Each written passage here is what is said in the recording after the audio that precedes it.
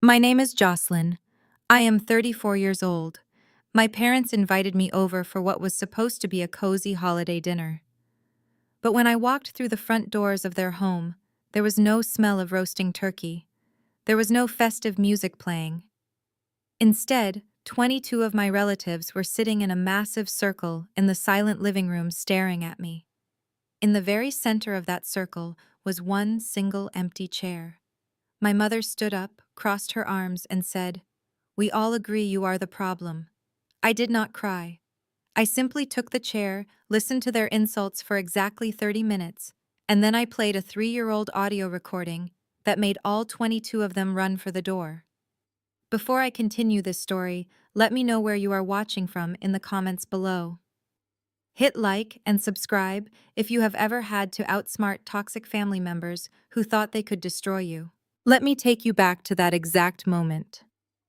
I pushed open the heavy oak double doors of my parents' sprawling Illinois suburb home. I had just come straight from my office in downtown Chicago. I work as a forensic accountant for a Big Four firm.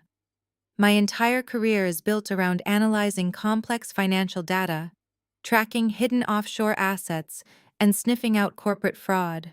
I am incredibly used to walking into highly hostile environments where guilty people try to intimidate me. But nothing quite prepares you for the chilling visual of your entire bloodline waiting in the shadows to ambush you. The massive living room was completely dead silent. All the expensive furniture had been pushed aggressively against the walls to make space. My aunts, uncles, and cousins were arranged in a tight, suffocating ring of folding chairs. No one smiled. No one offered to take my coat or ask about my drive. The tension in the air was so thick and heavy it felt genuinely hard to breathe. The single empty wooden chair sat dead in the middle of the expensive Persian rug. It looked exactly like a police interrogation room that had been poorly masked as a family holiday gathering. They thought they had trapped me, but they had actually just locked themselves in with me. My mother. Patricia stepped forward from the edge of the circle. She was wearing her signature expensive cashmere sweater, her face set in a hard, unforgiving mask of pure judgment. She did not say hello. She did not offer a warm embrace. She simply folded her arms tightly over her chest, looked down her nose at me, and delivered the opening blow with zero hesitation. "Sit down, Jocelyn. There is no party tonight. We called you here because we all agree that you are the problem in this family." A collective low murmur of agreement rippled through the 22 people surrounding us. They were watching me like hawks.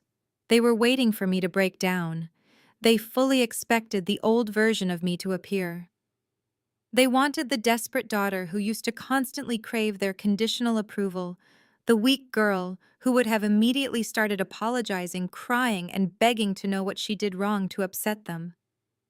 But I am not that weak girl anymore. I did not shed a single tear. I did not even let my breathing change rhythm. I refused to give them the satisfaction of seeing me sweat. Instead, I looked down at my wrist. I deliberately tapped the glowing face of my gold Cartier watch, a very expensive gift I bought for myself after securing my last major corporate promotion. I looked back up at my mother, maintaining absolute, unwavering eye contact. I slowly unbuttoned my heavy wool winter coat, sliding it gracefully off my shoulders and draping it neatly over my left arm. I walked right past her, making my way directly to the center of the room. My designer heels clicked sharply against the polished hardwood floor, echoing loudly in the dead silence. I sat down on that empty wooden chair, crossed my legs elegantly, and rested my hands in my lap. I looked slowly around the circle, making absolutely sure to meet the eyes of every single aunt, uncle, and cousin who dared to judge me today. I gave them a cold, polite corporate smile. "You have a very captive audience, Mother," I said, keeping my voice perfectly level and devoid of any emotion. "But I have a highly confidential global strategy meeting on Zoom in exactly 45 minutes, so whoever is leading this little prosecution today, I highly suggest you start talking right now." Aunt Susan took the bait first. She leaned forward in her metal folding chair so fast it squeaked aggressively against the polished wood floor. Susan considered herself the moral compass of the family, despite having filed for bankruptcy twice. She pointed a manicured finger directly at my face. Your attitude is exactly why we are all here, Jocelyn. She snapped, her voice trembling with manufactured outrage. You sit up in your fancy downtown Chicago apartment looking down on all of us. You think your prestigious corporate title makes you better than your own flesh and blood. Uncle Greg immediately chimed in from across the circle, nodding vigorously. He crossed his arms over his flannel shirt, glaring at me. It is disgusting, he added loudly. We raised you to care about family, but the second you started making six figures, you turned your back on us. You are a heartless, selfish elitist. The floodgates were open. Susan and Greg firing the opening shots emboldened the rest of the relatives to join the firing squad. Voices overlapped in a chaotic, suffocating chorus of disapproval. Cousin Brittany muttered loudly about how I never bothered to attend the kids' birthday parties. Aunt Diane complained I had the audacity to wear designer clothes while the rest of them struggled daily with inflation. But the central theme of their collective fury constantly circled back to one specific person. My older sister, Amanda. Amanda was 36 years old and the undisputed golden child of our household. She sat right next to my mother, dabbing her dry eyes with a tissue, playing the fragile victim perfectly. Look at your sister, Susan, demanded, her voice rising an octave. Just look at her. Amanda is suffering. She has been through pure hell trying to start a family with Terrence. And what do? You sit on your corporate money and watch her cry. The room grew significantly louder as the accusations intensified, targeting the IVF treatments. For the past 3 years, Amanda loudly and publicly struggled with fertility issues. It was the only conversation topic allowed at every family gathering. Susan stood up, completely ignoring my firm request for brevity. You knew Amanda needed $40,000 for her next round of IVF treatments, Susan yelled, pointing at me again. You know Terrence works hard, but they are drowning in medical debt. We all know you have the money, Jocelyn. We know all about your recent promotion and your massive bonuses. But when your own sister came begging for financial help so she could finally become a mother, you slammed the door right in her face. You refused to help bring a new innocent life into this family. What kind of monster does that? What kind of cruel woman denies her sister the right to be a mother just to buy an expensive watch? The mob mentality was fully activated and incredibly suffocating. The 22 people in the room fed off each other's toxic energy, working themselves into a state of absolute self-righteous hysteria. Disgraceful, someone muttered from the back row. Completely toxic, another voice echoed in agreement. They painted a horrifying picture of me as a greedy villain hoarding wealth while the sweet, innocent Princess Amanda languished in despair. They demanded to know how I slept at night, aggressively questioning my morals and my fundamental humanity. My mother, Patricia, simply sat there watching the execution with a look of smug satisfaction on her face. She orchestrated this entire ambush, beautifully weaponizing the extended family into her personal army of guilt and shame. They genuinely believed they were conducting a noble, necessary intervention to save my corrupted soul and force me to finally do the right thing. I did not interrupt them once. I did not raise my hand in defense or try to frantically explain my financial decisions. I sat perfectly still in my wooden chair, breathing evenly and maintaining my polite corporate smile. In my line of work as a forensic accountant, the best thing you can do when suspects are panicking is to let them talk. The more they talk, the deeper they dig their own graves. People who lie always overcompensate with highly aggressive emotions. I watched Amanda bury her face in her hands, pretending to sob while subtly peeking through her fingers to gauge my reaction. I watched Uncle Greg puff out his chest, feeling righteous. And most importantly, I watched my brother-in-law, Terrence. He sat quietly beside Amanda, his jaw clenched tight, staring at the floor, buying into their false narrative. I let the relatives shout for another 10 minutes, absorbing every insult. I let them firmly establish their moral high ground, because I knew exactly how hard they were about to fall. I watched Aunt Susan wipe a completely dry tear from her cheek. She was putting on an incredible performance, desperately trying to guilt-trip me into submission. It really breaks my heart. Jocelyn, Susan whimpered, pressing a hand over her chest. It breaks my heart to see how much you hate your own sister. I let her finish her sentence before I finally decided it was time to speak. I uncrossed my legs, planted my feet firmly on the floor, and leaned slightly forward. Aunt Susan, I said, my voice slicing through the heavy tension in the room like a scalpel. That is a truly beautiful sweater you are wearing. Susan blinked rapidly, clearly thrown off by the sudden change in topic. She glanced down at her chest. Thank you, she stammered defensively. Amanda bought it for me last month for my birthday. She is always so thoughtful. Yes, she certainly is, I agreed, nodding slowly. It is a Gucci cashmere blend. Retails for exactly $1,200. I saw it at the boutique on Michigan Avenue just last week. Susan puffed out her chest a little bit, looking rather pleased with herself. See, Jocelyn, she said triumphantly. Amanda understands the true value of family. She gives even when she has nothing. I smiled, but it did not reach my eyes. That is the interesting part, Susan, I said, dropping my voice slightly. Amanda supposedly has absolutely nothing. She is drowning in medical debt, as you so loudly pointed out. So tell me, Susan, how exactly does a woman who cannot afford her own medical bills casually drop $1,200 on a luxury sweater for her aunt? The entire room went dead silent. The suffocating chorus of accusations completely dried up. I turned my attention directly to Amanda. She was no longer pretending to cry. Her hands were gripping the edges of her metal folding chair so tightly, her knuckles were completely white. 2 years ago, I continued addressing the entire room, but keeping my eyes locked on Amanda. 2 years ago, Amanda came to my apartment in Chicago. She sat on my couch and cried for 3 hours straight. She told me her insurance had completely stopped covering her fertility treatments. She said she needed exactly $40,000 for one final round of IVF, or her dream of becoming a mother was completely over. A low murmur went through the relatives. They all knew this story. They all believed it. And what did I do? I asked the room rhetorically. I wrote her a check, a certified cashier's check for exactly $40,000. I handed it to her, no questions asked, no repayment required. Gasps echoed around the circle. Several aunts and uncles looked completely stunned.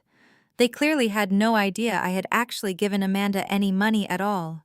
Patricia, my mother, shifted uncomfortably in her seat. Jocelyn, do not try to change the narrative, Patricia barked. You gave her that money years ago.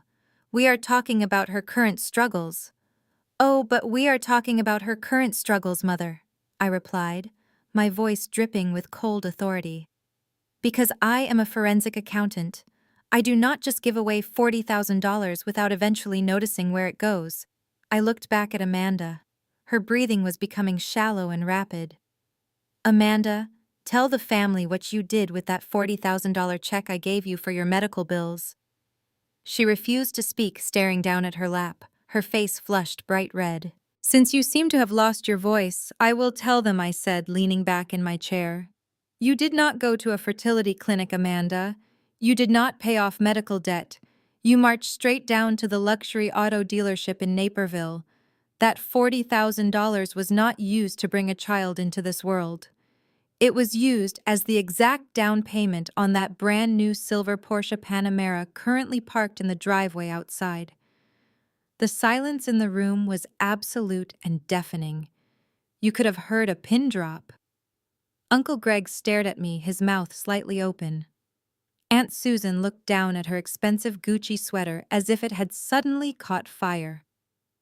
The relatives who had just spent the last 20 minutes screaming at me for being a heartless monster were now staring at Amanda in complete and utter disbelief. The golden child facade had just cracked wide open. The crushing silence did not last long. The illusion of my sister being a fraud was simply too much for the family ecosystem to accept, and someone had to forcefully correct the narrative before it shattered completely. That someone was Terrence. My brother-in-law pushed his folding chair back so violently it tipped over and crashed against the hardwood floor. Terrence was an imposing figure. He was a tall, athletic African-American man who worked as a highly successful marketing director for a major tech firm. He was used to commanding boardrooms and shutting down dissenting opinions with his sheer physical presence and booming voice.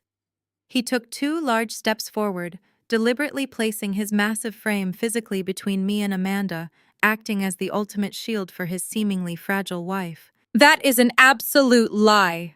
Jocelyn Terrence snapped, his deep voice echoing off the high ceilings. "You are making things up just to humiliate her in front of everyone." He pointed a large finger directly at my chest, his face twisted with a mixture of anger and disgust. "I will not stand here and let you slander my wife in front of her own family. You think because you wear a fancy watch and play with spreadsheets all day that you know everything about our lives. You know absolutely nothing." Terrence was practically vibrating with righteous indignation. He looked around the circle of relatives, making sure everyone was paying close attention to him before he delivered what he believed was the ultimate mic drop to destroy my credibility. "I bought that Porsche for Amanda," he declared proudly, his chest puffed out. "I went to the Naperville dealership myself. I negotiated the price and I put down the down payment using my own year-end corporate bonus. I did it because my wife deserved something beautiful after the absolute hell she had been through." His voice cracked slightly on the last word, perfectly selling the image of the devoted, grieving husband. He looked back at me, his eyes narrowing with deep contempt. "You have the nerve to sit there and talk about her medical debt while completely ignoring why she was in the hospital in the first place. She had a severe miscarriage, Jocelyn. We lost our baby. She was completely broken, slipping into a deep, dark depression, and I wanted to give her something luxurious to help her smile again. And here you are trying to twist my gift into some sick narrative about her stealing your money." The relatives immediately softened at the mention of the miscarriage. Aunt Susan let out an audible gasp of sympathy and clutched her chest again. Uncle Greg nodded solemnly, looking at Terrence with deep respect. The mob mentality that I had briefly derailed was now roaring back to life, fueled by Terrence and his emotional defense.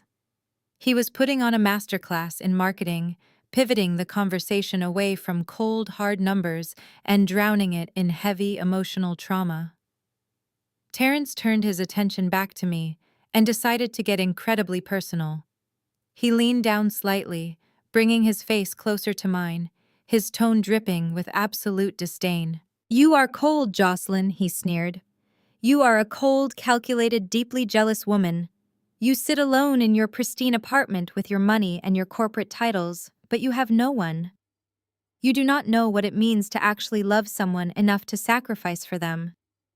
You do not know what it means to build a life with a partner and support them through the darkest moments of their life. You see Amanda and me fighting for our family, and it makes you sick with jealousy. So you fabricate these insane forensic accounting conspiracy theories to tear her down. You cannot stand the fact that despite our struggles, we have real love, and you have nothing but a bank account." I listened to every single word he said without breaking eye contact. I watched the vein pulsing in his thick neck. I watched the fierce protective anger burning in his eyes. And in that precise moment, I realized something incredibly pathetic. Terrence was not lying. At least he did not believe he was lying. As a forensic accountant, I am highly trained to spot micro-expressions of deceit during audits. Terrence displayed absolutely none. His anger was completely genuine. His defense of his wife was authentic. He genuinely believed that his hard-earned corporate bonus had paid for that silver Porsche. He genuinely believed he was the hero of this story, protecting his traumatized wife from her evil, wealthy sister. He was totally unaware that the woman he was fiercely protecting had completely fabricated his entire financial reality. He was just another blind pawn on Amanda and my mother's chessboard. I slowly leaned back in my wooden chair, interlacing my fingers. The entire room was glaring at me now, fully convinced by Terrence's passionate speech. My mother was smiling again, a triumphant smirk playing on her lips as she patted Amanda's knee affectionately. They thought Terrence had successfully shut me down. They thought his emotional outburst had completely invalidated my claim about the $40,000 check, but Terrence had just handed me the exact key I needed to dismantle his entire marriage. I did not raise my voice to match Terrence's volume. I did not stand up or mirror his aggressive posture. I simply looked at him. I let the absolute certainty of my gaze strip away the bluster of his defense. When you are a forensic accountant, you learn that anger is usually just fear wearing a loud mask. Terrence was terrified of looking foolish, and he was overcompensating wildly. I waited until his heavy breathing slowed down slightly, and the echoes of his passionate speech faded into the oppressive silence of the living room. Then I dropped my hands into my lap and tilted my head, speaking with a chilling, almost sympathetic softness. "Are you absolutely sure that was your bonus, Terrence?" I asked, my voice perfectly calm, cutting through the tension like a razor. He blinked, his defensive posture faltering for a fraction of a second. "Of course I am sure," he scoffed, crossing his massive arms over his chest. "I negotiated the deal myself. I signed the paperwork." I smiled a very thin, tight smile. "Yes, you negotiated the price of the car," I agreed smoothly. "But I am asking about the money itself. The $40,000 that mysteriously appeared in your joint checking account right before you went to the dealership. You assumed it was the direct deposit from your corporate bonus, right?" I paused, letting the question hang heavily in the air. "When was the last time you checked the statements on your secondary credit line, Terrence? Not your main credit card. The secondary line of credit you opened 3 years ago when you two were planning to buy a house." Terrence's arms slowly uncrossed. The confident, arrogant set of his jaw vanished, replaced by a sudden dawning confusion. He opened his mouth to answer, but nothing came out. The precision of my question, the exact reference to a specific secondary credit line, was not something you could simply brush off as a jealous fabrication. It was too detailed. It was too accurate. And the way I said it, with the cold detachment of a professional auditor, hit him exactly where he lived as a man who prided himself on controlling his household finances. Amanda immediately recognized the danger. Her survival instinct kicked in with terrifying speed. She lunged forward in her folding chair, her face pale and her voice shrill with genuine panic. "Stop it, Jocelyn!" she shrieked, pointing a trembling finger at me. "Stop trying to confuse him. Terrence, do not listen to her. She is just trying to deflect because she knows she is a horrible, selfish person." Amanda grabbed Terrence's arm, tugging on his sleeve frantically. "She is crazy, Terrence. She is literally making things up to ruin our marriage because she is jealous of what we have. Please tell her to shut up." But Terrence did not tell me to shut up. He did not even look at his wife. He was staring intensely at me, his brow furrowed, his mind racing through his financial history. The seed of paranoia had been successfully planted, and it was already sprouting rapidly. Terrence was a smart man. He ran marketing budgets worth millions of dollars. He was not an idiot. He was simply blinded by love and grief. But now a glaring mathematical inconsistency had been forcefully shoved into his face, and his professional instincts were waking up. He slowly pulled his arm away from Amanda's desperate grasp. His eyes never left mine. "What do you mean, my secondary credit line?" he asked, his voice significantly lower and stripped of all its previous bravado. Amanda let out a strangled sob, throwing her hands over her face.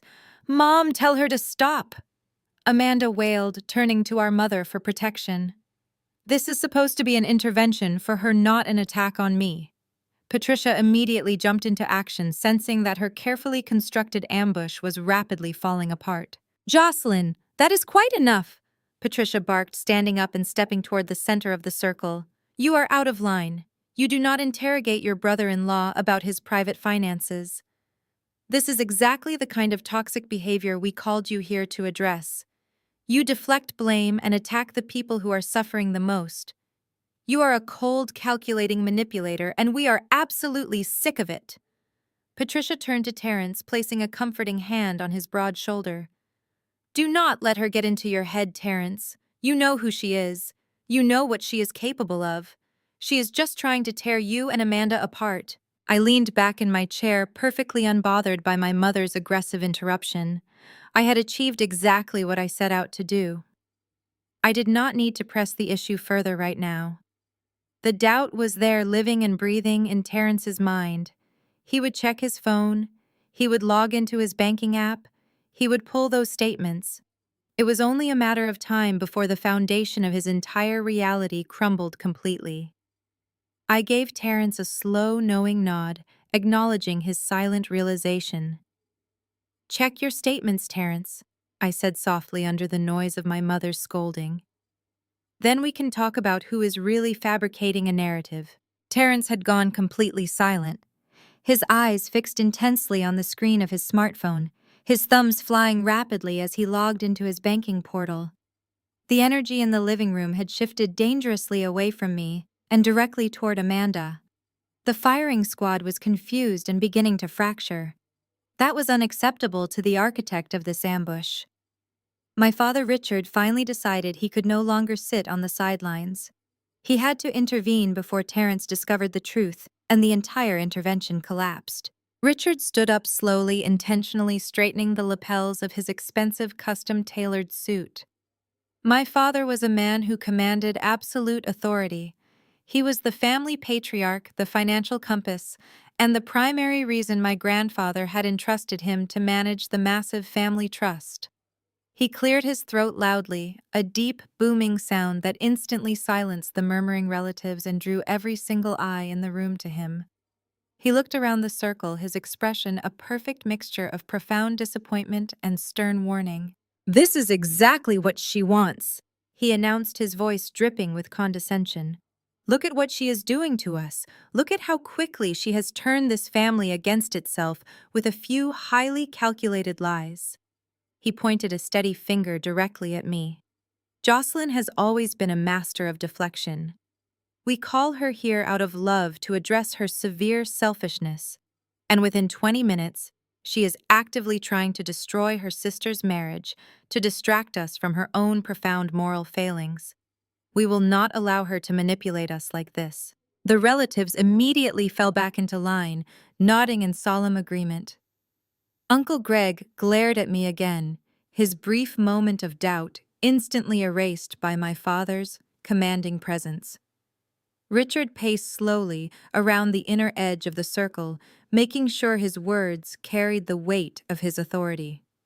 He was strategically using his role as the ultimate provider to reassert control over the narrative. He stopped pacing and stood tall, his chest puffed out slightly. Tonight was supposed to be a beautiful occasion.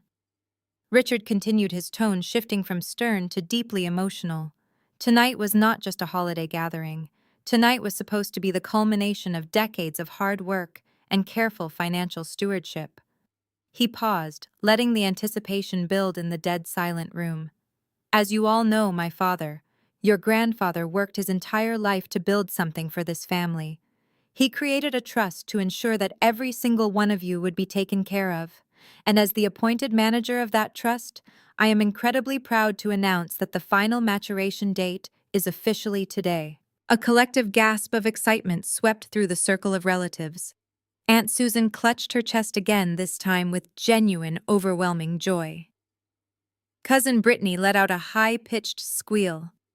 The tension in the room instantly evaporated, replaced by sheer, unadulterated greed. Richard held up his hands, gesturing for calm, playing the benevolent king perfectly.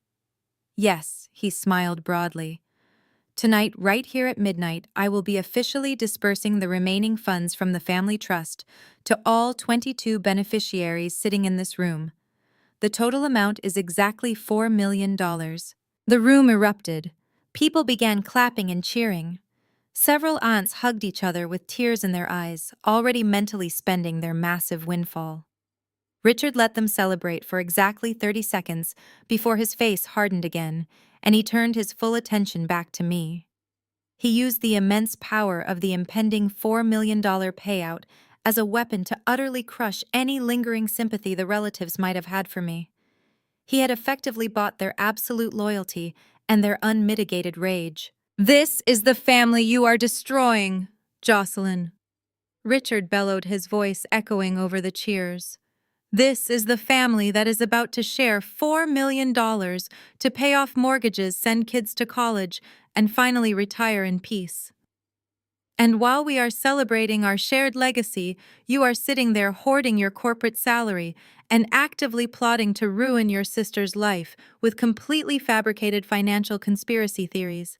It is sick, it is deeply disgusting, and we will not tolerate it anymore. The mob mentality snapped back into place, instantly stronger and far more vicious than before. The relatives, fortified by the promise of their impending wealth, turned their collective fury back onto me. "How dare you try to ruin tonight?" Aunt Susan spat, her face flushed red with anger. "You should be ashamed of yourself," Uncle Greg yelled, standing up from his chair. The suffocating chorus of insults began again, far louder and more aggressive. They were desperate to prove their loyalty to Richard, the man holding the checkbook. They needed me to be the villain to justify their own greed. Richard had masterfully weaponized the family trust to completely isolate me and prepare the ground for his final devastating demand. He stared at me, a cold, victorious glint in his eye, fully believing he had already won. Richard did not blink as he took 2 deliberate steps toward my chair. The living room was still buzzing with the greedy excitement of the remaining relatives, but his focus was entirely on me. He reached his right hand inside the breast pocket of his custom-tailored blazer. He pulled out a thick, perfectly folded stack of legal-size paper. He dropped it directly onto my lap with a heavy, dismissive thud. The crisp white pages landed against my skirt, carrying the undeniable weight of a formal legal contract. I did not immediately reach for it. I simply looked down at the bold black text printed across the very top page. It was a formal relinquishment of beneficiary rights. It was a legally binding document designed to completely erase someone from a trust distribution. I looked back up at my father. His jaw was set tight, his eyes completely devoid of any parental warmth. "Since you are so deeply concerned about your sisters' financial well-being," Richard announced, his voice carrying effortlessly across the room, "I have decided to give you the perfect opportunity to finally step up and act like a real sister. At midnight tonight, the $4 million trust will be divided equally among the 8 primary beneficiaries and the 14 extended cousins. Your specific individual share, as dictated by your grandfather, is exactly $500,000. A collective gasp rippled through the folding chairs. Even in this affluent family, a $500,000 lump sum was a massive amount of cash. Aunt Susan leaned forward so far she nearly fell out of her seat, her eyes wide with shock. Richard pointed a rigid finger down at the document resting on my lap. "That document," he explained loudly, making sure every single relative heard him, "is a legally binding transfer of assets. I had my corporate attorneys draft it up specifically for you this morning. It states that you voluntarily renounce your entire $500,000 share of the family trust. Furthermore, it states that your abandoned share will be immediately and irrevocably transferred directly into a private account entirely controlled by your sister Amanda." He said it with such absolute conviction, as if demanding $500,000 from his own daughter was the most natural, logical thing in the world. He was literally attempting to legally extort me in front of 22 witnesses under the guise of family duty. "Amanda needs this money." Richard continued, his tone suddenly shifting to sound like a desperate protective father pleading with a stubborn child. "You have seen the toll this year has taken on her. She is drowning in medical debt. Her marriage is under immense strain. She is suffering, Jocelyn. You, on the other hand, have a prestigious career. You have a luxury apartment in Chicago. You have an investment portfolio and a closet full of designer clothes. You do not need this $500,000. You are single and you have absolutely zero dependents. Amanda has an entire family to save. If you have even an ounce of decency left in your cold heart, you will pick up a pen and sign that document right now. You will transfer your inheritance to your sister to save her marriage and pay off her debts. It is the least you can do for us." He reached back into his blazer pocket and pulled out a heavy gold Mont Blanc pen. He clicked it open and held it out, hovering it right in front of my face. He was towering over me, attempting to use his physical size and the overwhelming peer pressure of the entire room to force my hand. He genuinely expected me to take the pen. He expected me to be so completely broken by the public humiliation and the threat of familial exile that I would blindly sign away my grandfather's money just to buy back their fake affection. The sheer audacity of the demand was almost impressive. As a forensic accountant, I have seen corrupt executives attempt to steal money using massive complex offshore shell companies. But watching my own father try to execute a $500,000 daylight robbery right in his own living room, using nothing but emotional manipulation, was a completely different level of greed. I stared at the heavy gold pen hovering just inches from my face. I did not reach for it at all. I did not. I did not flinch or break eye contact. I just let the deafening silence stretch out, letting his extended arm hover very awkwardly in the cold air as the suffocating tension in the living room skyrocketed to a highly dangerous and truly permanent breaking point tonight, right here before my eyes, as everyone eagerly watched me decide my own fate, completely alone right now. The deafening silence broke when Uncle Greg started clapping. It was a slow, deliberate applause that quickly spread around the suffocating circle of folding chairs. Aunt Susan joined in, nodding vigorously, her eyes shining with absolute righteous validation. Cousin Brittany began clapping too, and soon the entire living room was filled with the sickening sound of 22 relatives applauding my father's blatant attempt at financial extortion. They actually believed this was a brilliant and deeply moral solution to the family crisis. Richard kept the heavy gold pen hovering right in front of my face, his expression smug and victorious, as the mob of relatives began to loudly justify the theft of my inheritance. "It is the absolute least you can do, Jocelyn," Uncle Greg yelled over the applause. "You have a beautiful luxury apartment and a massive corporate salary. You do not even have a husband or any children to feed. What on earth do you possibly need $500,000 for? You are just hoarding wealth while your own flesh and blood is drowning in debt." Aunt Susan immediately jumped in, her voice shrill and entirely devoid of any actual empathy. "He is right, Jocelyn. You are a completely single woman with zero real responsibilities. Amanda is trying to build a family. She is trying to be a mother. You have absolutely no idea what it costs to raise a child in this economy. You sit in your downtown Chicago high-rise buying designer bags and expensive watches while your sister suffers. Signing that paper is the only way you will ever earn your way back into this family." The psychological pressure was immense and highly calculated. They were weaponizing my single status against me, using my independence and professional success as undeniable proof of my supposed moral corruption. Voices began to overlap in a chaotic wave of relentless verbal abuse. Aunt Diane shouted from the back that I was a heartless elitist. Cousin Tyler muttered that I was a greedy corporate sociopath who only cared about spreadsheets and bank balances. They were desperately trying to break my spirit, using their sheer numbers to create an incredibly claustrophobic environment of pure shame and extreme guilt. Every single person in that room was projecting their own financial insecurities directly onto me. Richard did not say a word to stop them. He simply stood tall over me, letting his extended arm hover in the air, allowing his personal army of relatives to do all the dirty work for him. He wanted me to feel entirely isolated. He wanted me to look around that massive room and realize that absolutely no one was coming to save me. Amanda played her part perfectly. She let out a soft, pathetic little sob and buried her face into Terrence's shoulder. "Oh, Dad, please do not force her," Amanda whimpered loudly enough for everyone to hear.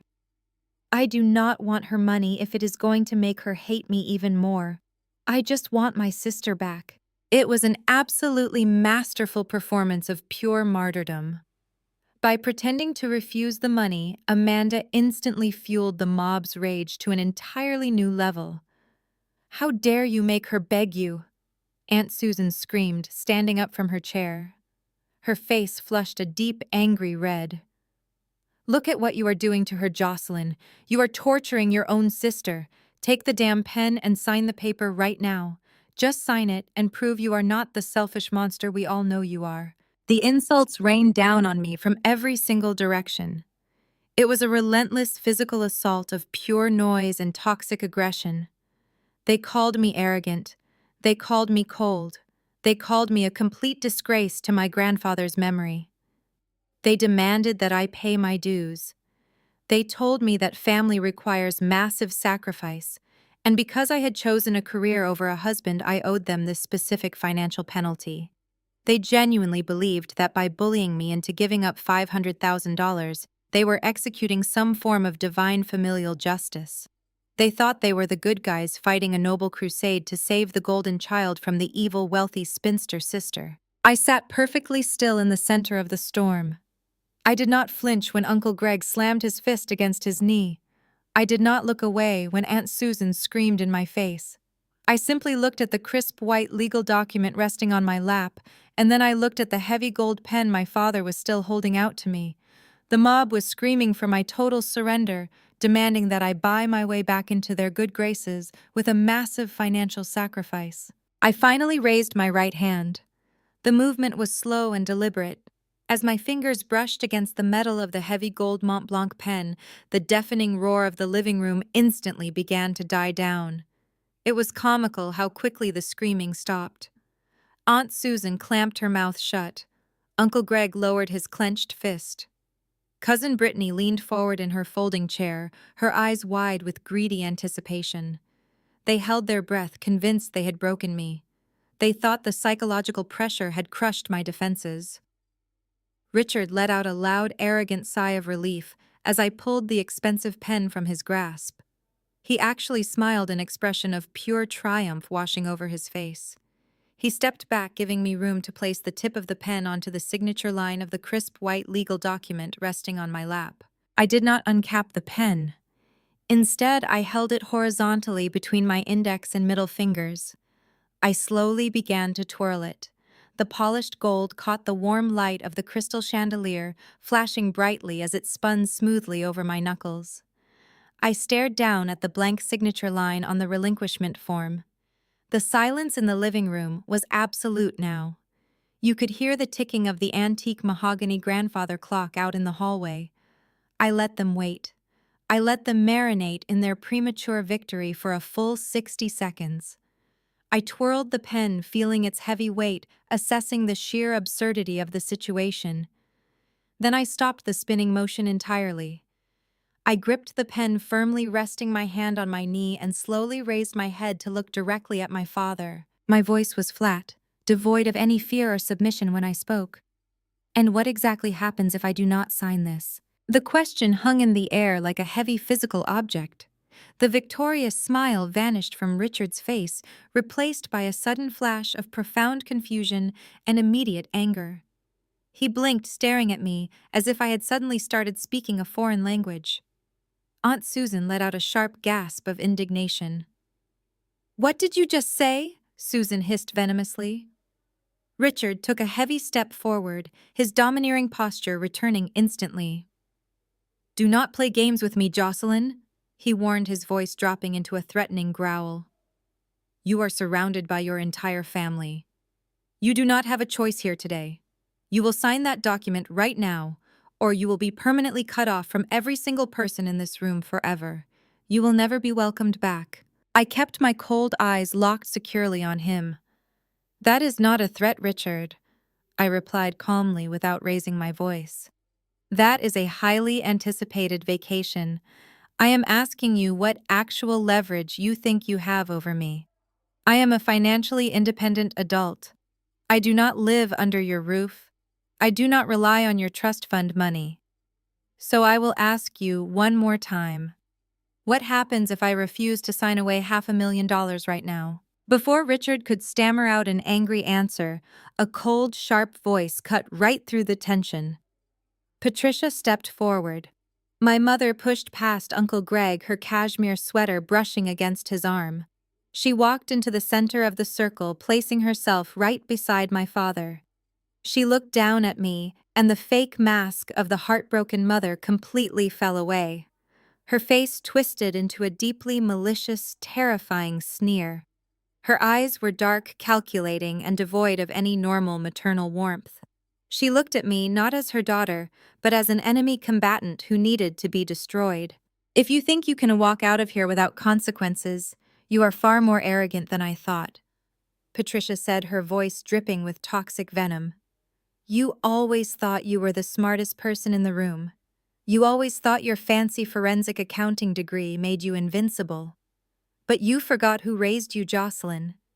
You forgot that I know exactly how to deal with a stubborn, selfish child who refuses to obey. Patricia crossed her arms tightly. You asked what happens if you refuse to sign.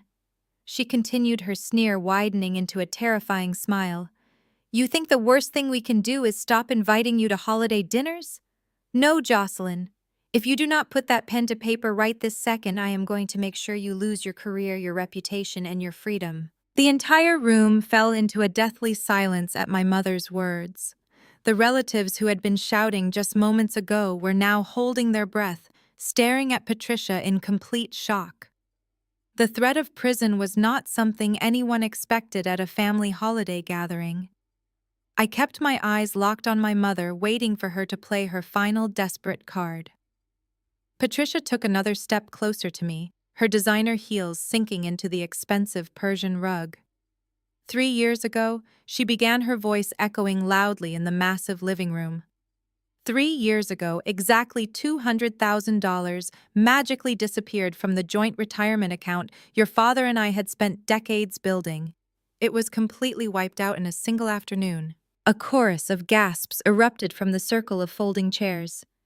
Aunt Susan covered her mouth with both hands, looking genuinely horrified. Uncle Greg shook his head in disbelief. No one in the extended family knew about this missing money.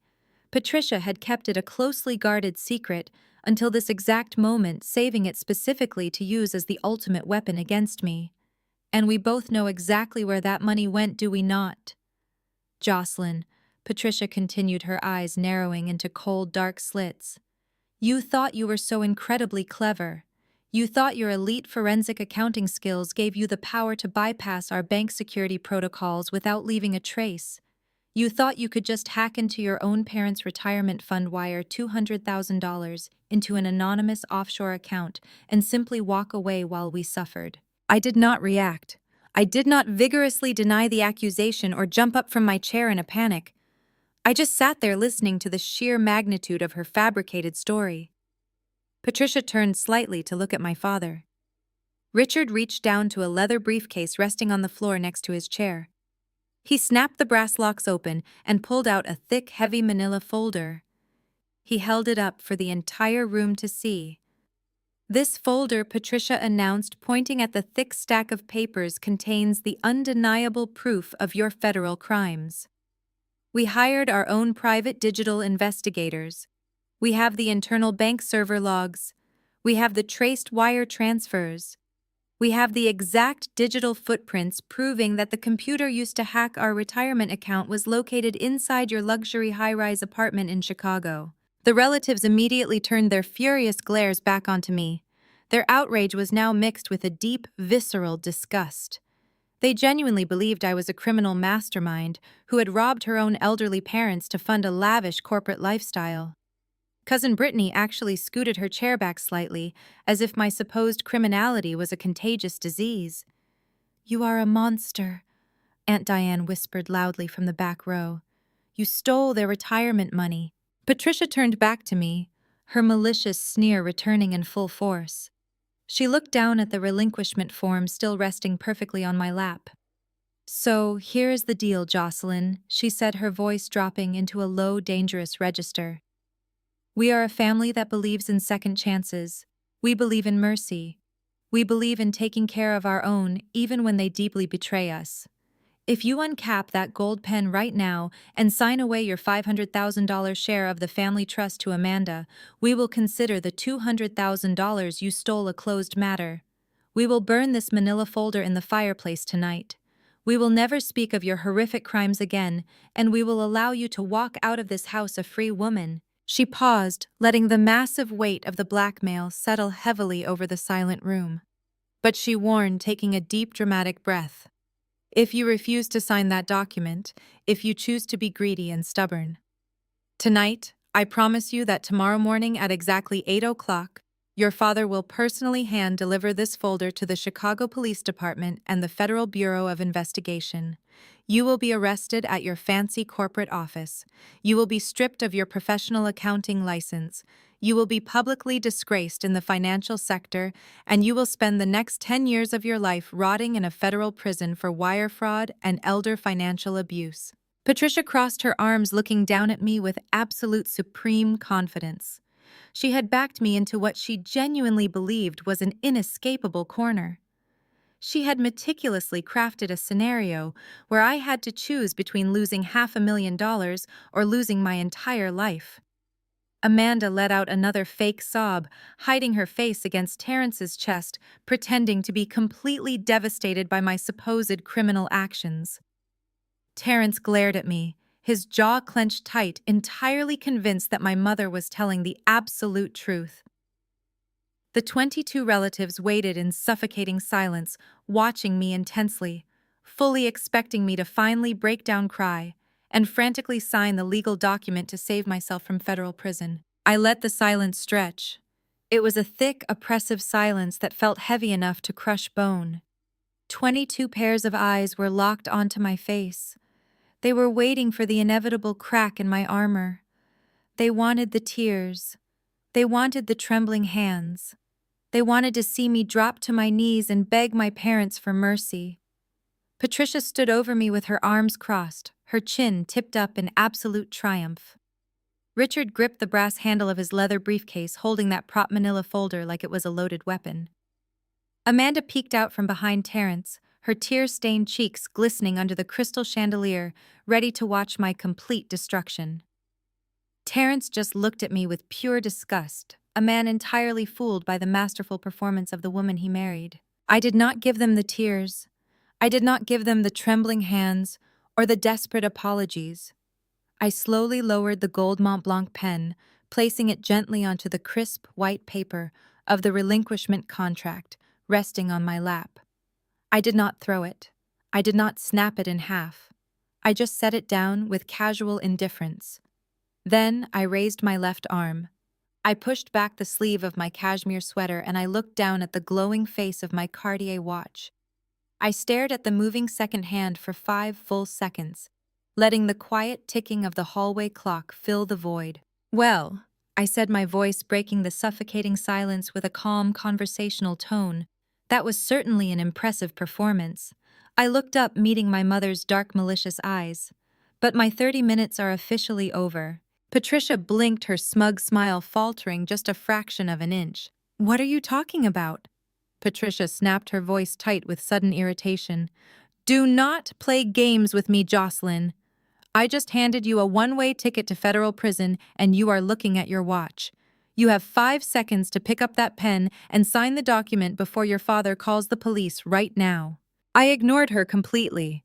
I did not even look at the manila folder Richard was brandishing. In the world of forensic accounting, we deal with real evidence, not cheap theatrical props manufactured to scare easily intimidated victims. I knew exactly what was in my parents' retirement accounts because I had already audited their entire financial history. I knew there was no missing $200,000 from their joint savings. It was a complete fabrication designed to force my hand through sheer panic. But they did not know that I knew.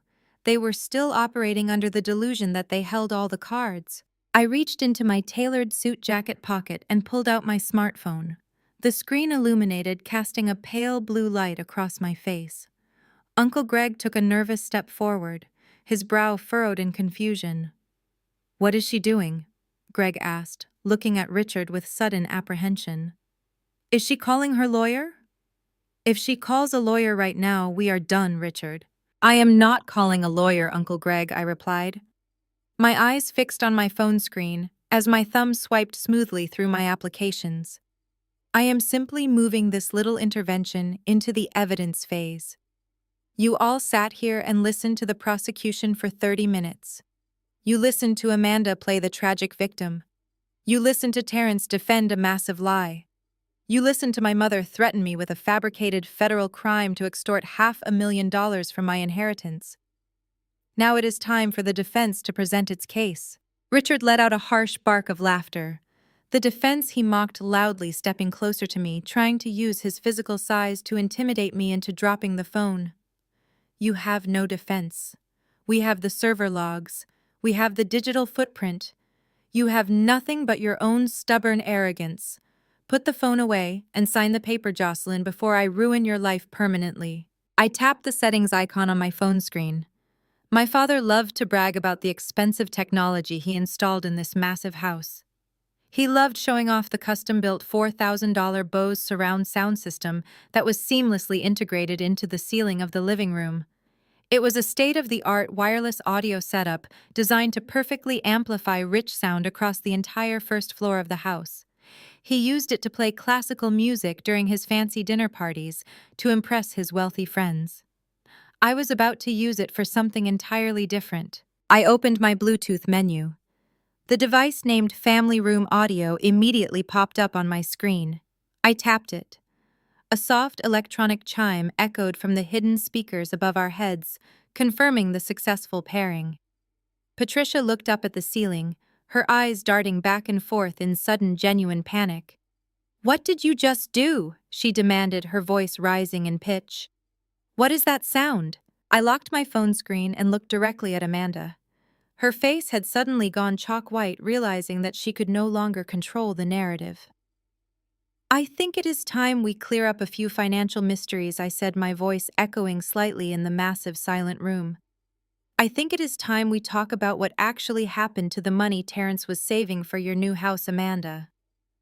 I pressed the volume button on the side of my phone, turning it all the way up to maximum capacity. My thumb pressed firmly against the play icon, resting in the center of my smartphone screen.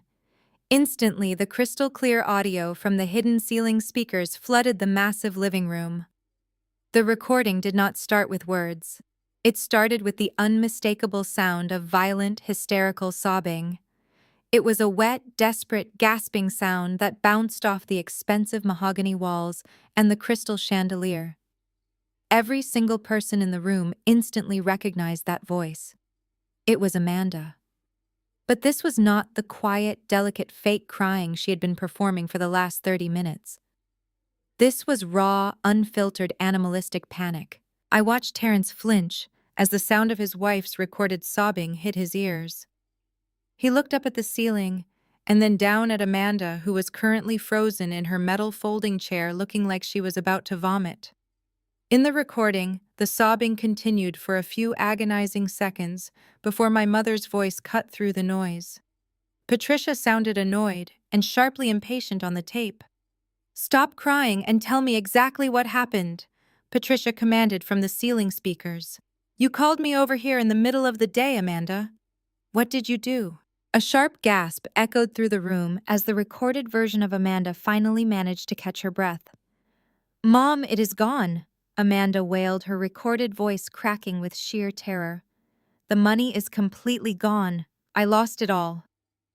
On the tape, Patricia demanded to know what money she was talking about. "The house fund," Amanda shrieked. "The $200,000 Terrence has been saving for the last 5 years. It is gone, Mom. Every single penny of it is completely gone." The living room in this present moment descended into absolute paralyzed shock. Aunt Susan let out a strangled gasp. Uncle Greg's jaw practically unhinged. I kept my eyes entirely focused on Terrence. The tall, imposing marketing director looked as though he had just been struck by a high-speed train.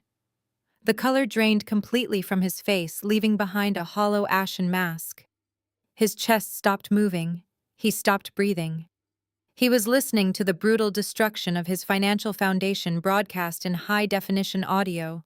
On the tape, my mother sounded genuinely horrified for the first time. "What do you mean it is gone?" Patricia hissed. "How do you lose $200,000 in a single morning, Amanda?" The recorded. Amanda began to hyperventilate. "I invested it," she sobbed frantically. "Someone reached out to me online about a guaranteed cryptocurrency exchange. They said I could double the money in 3 days. I wanted to surprise Terrence. I wired the entire savings account to the trading platform, but when I tried to log back in today, the website was completely gone. It was a scam, Mom. I was scammed and the money is totally gone. The silence in the physical living room was deafening. The illusion of Amanda as the perfect supportive wife shattered into a million pieces right in front of 22 witnesses.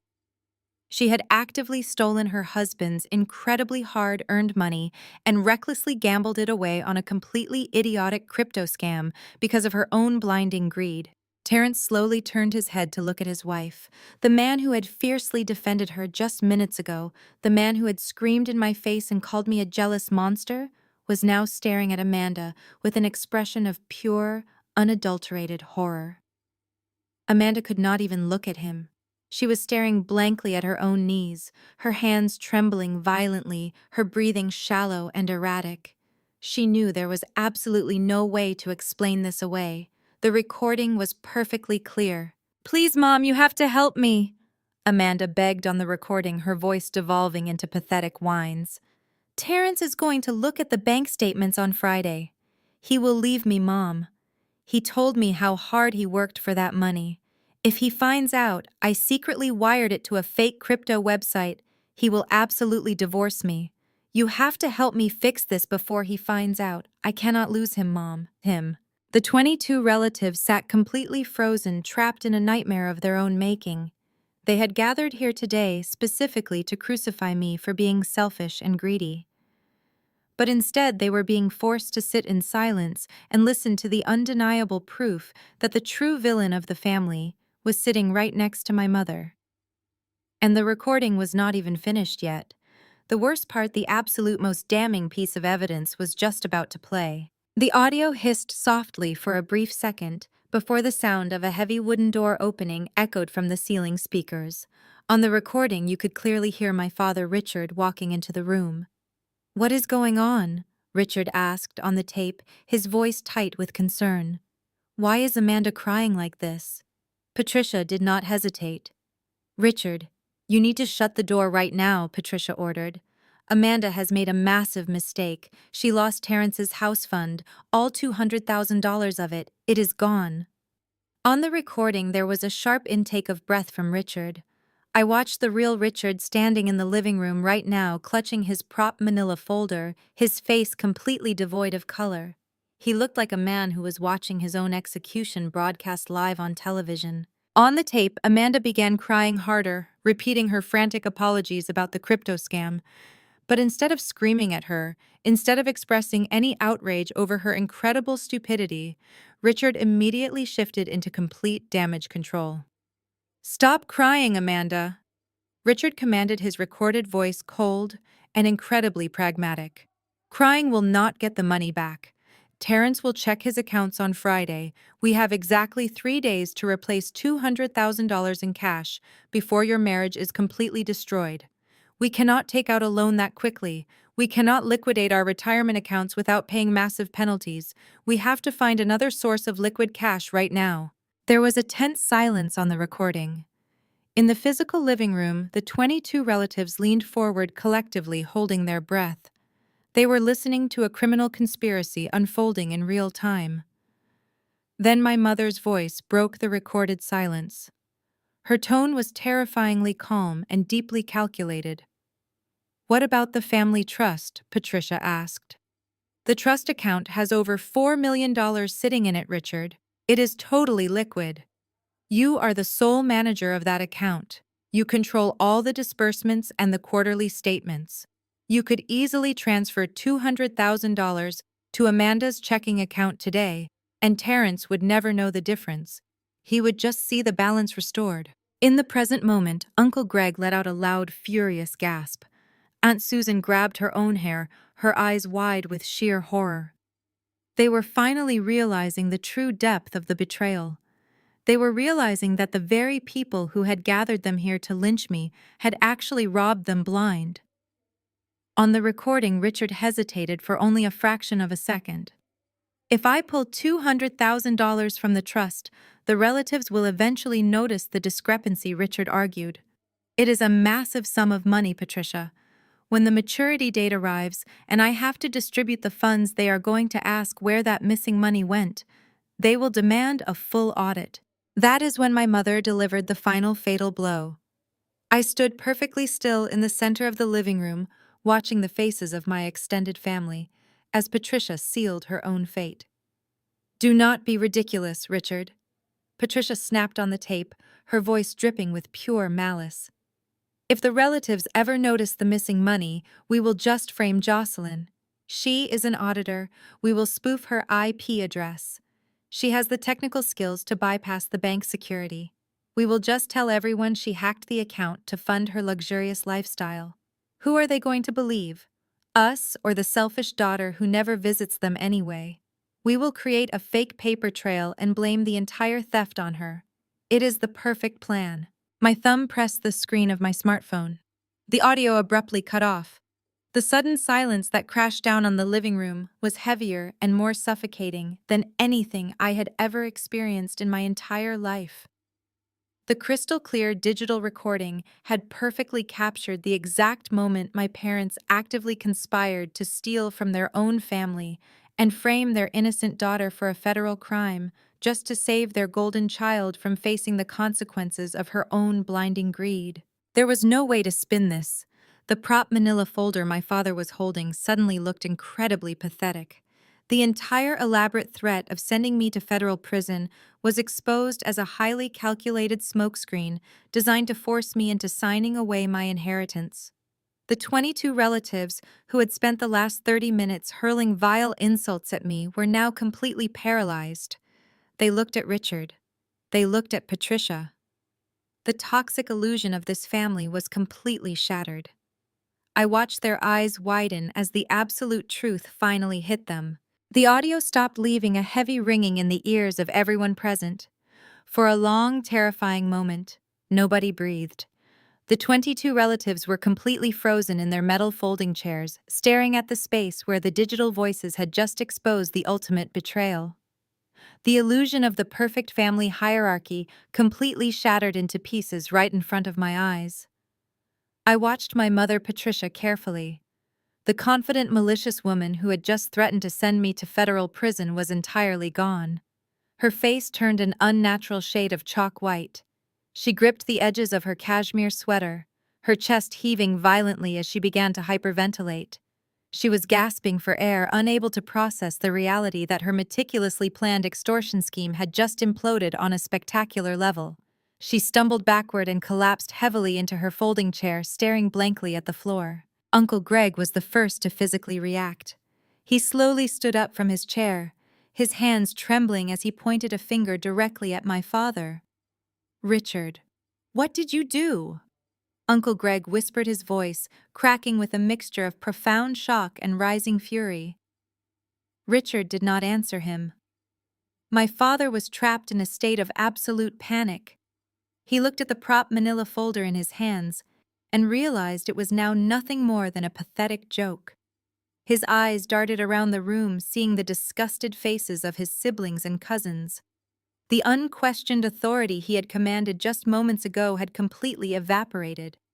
He realized that the only way to stop this nightmare from getting worse was to destroy the physical source of the audio. With a sudden guttural yell, Richard dropped the heavy leather briefcase and lunged wildly across the Persian rug. He threw his massive frame directly toward me, his hands reaching out to snatch my smartphone right from my grasp. He was completely out of his mind, with desperation willing to physically attack his own daughter, to smash the evidence into tiny pieces. I did not even flinch or move out of his way. I knew I did not have to. Before Richard could take 3 full steps, a massive physical barrier slammed right into him. Terrence moved with terrifying speed. The tall, athletic marketing director shot out of his chair, crossing the distance in a fraction of a second. Terrence threw his broad shoulders forward and intercepted my father mid-stride. The impact was loud and violently abrupt. Terrence's large hands gripped Richard's tailored suit jacket, twisting the expensive fabric as he forcefully shoved the older man backward. Richard stumbled clumsily, his expensive dress shoes slipping on the hardwood floor before he crashed heavily against a thick oak side table. "Do not touch her!" Terrence roared, his deep voice vibrating violently through the floorboards. The sheer volume of his shout made several aunts scream and cover their ears in terror. Richard tried to push himself up his face, completely red with embarrassment and boiling rage. "Let me go," Terence Richard demanded, struggling wildly against the younger man's iron grip. "You do not understand what she is doing. She fabricated that entire audio file. She is lying to you to ruin us." Terence did not let him go. Instead, Terence stepped closer, towering over my father and pinning him firmly against the hard edge of the oak table. The physical difference between the two men was instantly apparent. Richard was an older man used to intimidating people with bank accounts and loud words from behind a desk. Terence was a younger, physically powerful man who had just discovered that his entire marriage was a calculated financial lie orchestrated by the very man he was currently holding by the collar. Terence's chest rose and fell rapidly as he fought desperately to suppress a volcanic level of rage. His knuckles were completely white from gripping Richard's jacket so incredibly tight. "You stole my money," Terence growled, his voice dropping to a terrifyingly quiet register that forced everyone in the room to freeze and listen. "You sat at my dining table every single Sunday for the last 3 years, playing the loving, supportive father-in-law. You gave me financial advice. You watched me work 80-hour weeks to rebuild the savings account I thought we lost to bad market investments.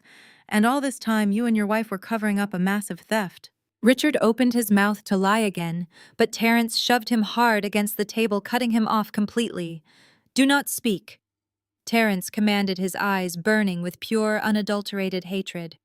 "Do not say another word to me, Richard. You conspired to steal my money, and you tried to frame Jocelyn to hide your own crimes. You are a complete fraud." The remaining relatives watched this physical confrontation in absolute, stunned silence.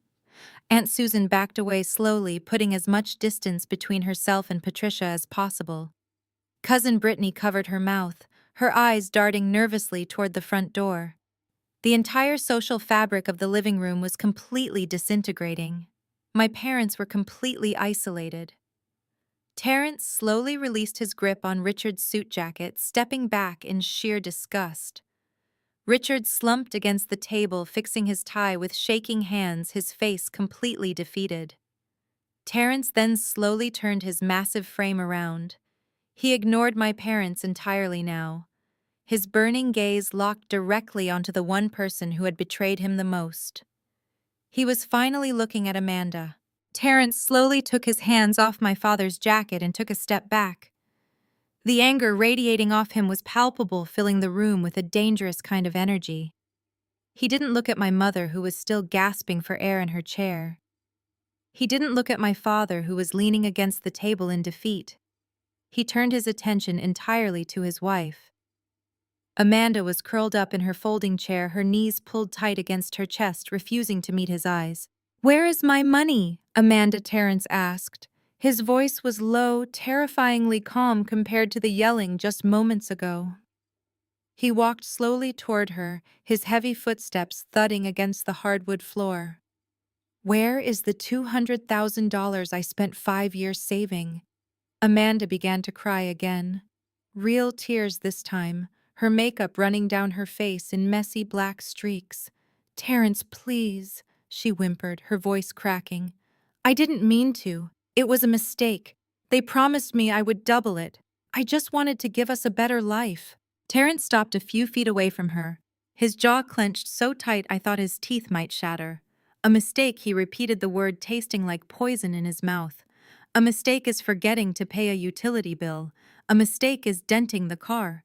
Wiring our entire life savings to a fake cryptocurrency website is not a mistake. It is an absolute betrayal."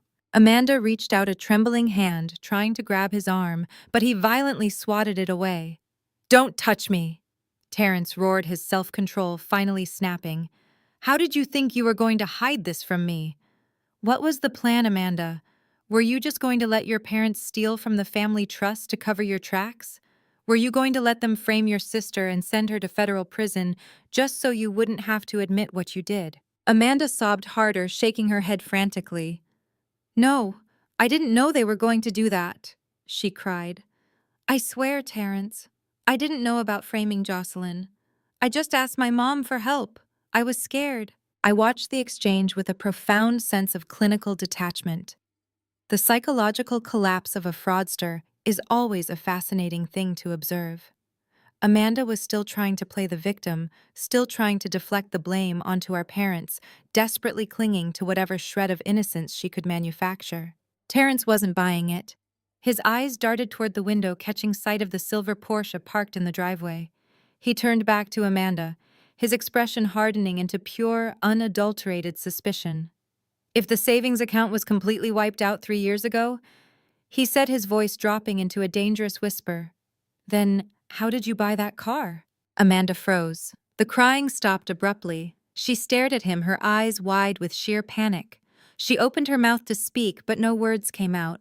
She looked frantically at my parents, but they were both staring at the floor, utterly defeated. She had nowhere left to hide. I decided it was time to put her out of her misery. I uncrossed my legs and leaned forward in my chair. She didn't buy the Porsche with your bonus money, Terrence, I said, my voice echoing clearly across the silent living room. Terrence slowly turned his head to look at me, his eyes burning with desperate, fearful questions. Then how did she pay for it? He asked, his voice completely devoid of emotion. I pulled a second folder out of my briefcase, this one much thinner than my father's prop. I opened it and pulled out a single sheet of paper. I held it up for Terrence to see. She paid for the $40,000 down payment by taking out a high-interest predatory mortgage loan against the equity of your current home, I stated, delivering the cold, hard facts with the precision of a surgeon. Terrence stared at the paper in my hand, his face completely blank. What he whispered, Amanda forged your signature on the loan documents. I continued, my voice steady and unwavering. She used the equity you built up in your house over the last 7 years to secure a completely toxic variable rate loan. She used the first $40,000 to buy the Porsche, and she's been using the rest to fund her shopping habits and pay the minimum monthly balances on her massive credit card debt. The silence in the room was absolute. Terrence didn't yell, he didn't scream or throw anything. He just stood there, his massive shoulders slumping forward as the sheer magnitude of his financial ruin finally settled over him. The woman he loved, the woman he had fiercely defended just 30 minutes ago, had not only stolen his entire life savings, but she had also secretly mortgaged his home and forged his signature on predatory loans. He was completely irreversibly ruined. While Terrence stood frozen in the devastating reality of his destroyed marriage, a different kind of horror was slowly creeping across the rest of the living room. Up until this exact moment, the 22 relatives had viewed the audio recording primarily as a shocking piece of marital gossip. They had watched the spectacular collapse of the golden child with a mixture of morbid curiosity and profound discomfort. But as the silence stretched on, the deeper implications of my mother's recorded words finally began to penetrate their collective consciousness. The brainwashing was wearing off. The toxic spell that my parents had cast over this family for decades was rapidly dissolving, leaving behind a cold, harsh clarity. I watched the exact moment the realization hit Uncle Greg. He had retreated to the back of the circle when Terrence lunged at my father, but now he was stepping forward again. His physical appearance had drastically changed. The self-righteous indignation that had puffed out his chest just 30 minutes ago was completely gone. He looked 10 years older. His face was deeply lined, and his hands were trembling visibly at his sides. He walked slowly past the empty folding chairs, his boots scuffing heavily against the polished hardwood floor. He completely ignored Amanda, who was still sobbing on the rug. He bypassed Terrence entirely. His eyes were locked with a terrifying intensity solely on his brother Richard. Richard, Uncle Greg said, his voice cracking dryly in the quiet room. My father slowly lifted his head. He was still leaning heavily against the oak side table, looking like a cornered animal. Richard tried to quickly compose himself, attempting to smooth down his wrinkled suit jacket and stand up straight, but the effort was entirely pathetic. "What is it, Greg?" Richard asked, attempting to inject a tone of brotherly reassurance into his voice. "We will sort this all out. It is just a misunderstanding. We can fix this together as a family." Uncle Greg did not smile. He did not accept the reassurance. He took another step closer, closing the distance until he was standing just a few feet away from my father. On the recording, Uncle Greg continued, his voice rising slightly in volume. "You said you could just transfer $200,000 to cover Amanda's mistake.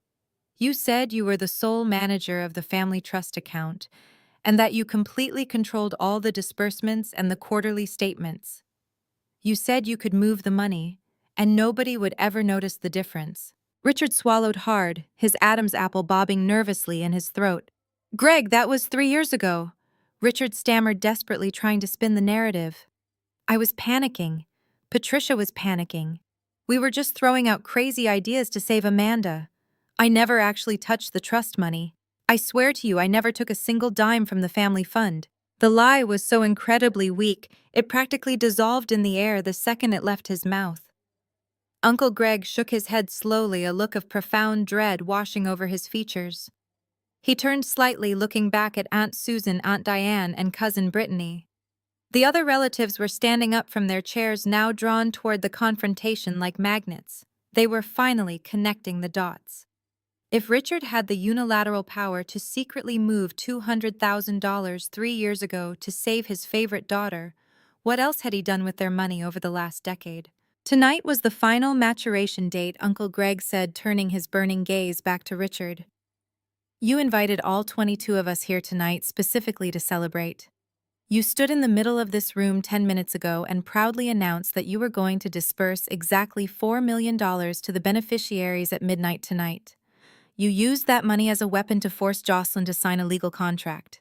Uncle Greg took one final aggressive step forward, pointing a trembling finger directly at my father's chest. "So I am asking you a very simple question, Richard. If you had the power to steal $200,000 and you were willing to frame your own daughter for a federal crime just to cover it up, what happened to the rest of the money?" Uncle Greg's voice escalated into a booming, desperate shout that echoed off the high ceilings. "Where is the $4 million, Richard? Where is our money?" The question hung in the air like a lit match in a room full of gasoline. The relatives gasped collectively, the sheer magnitude of their potential financial loss hitting them like a physical blow. Aunt Susan grabbed the back of her chair, her knees buckling slightly.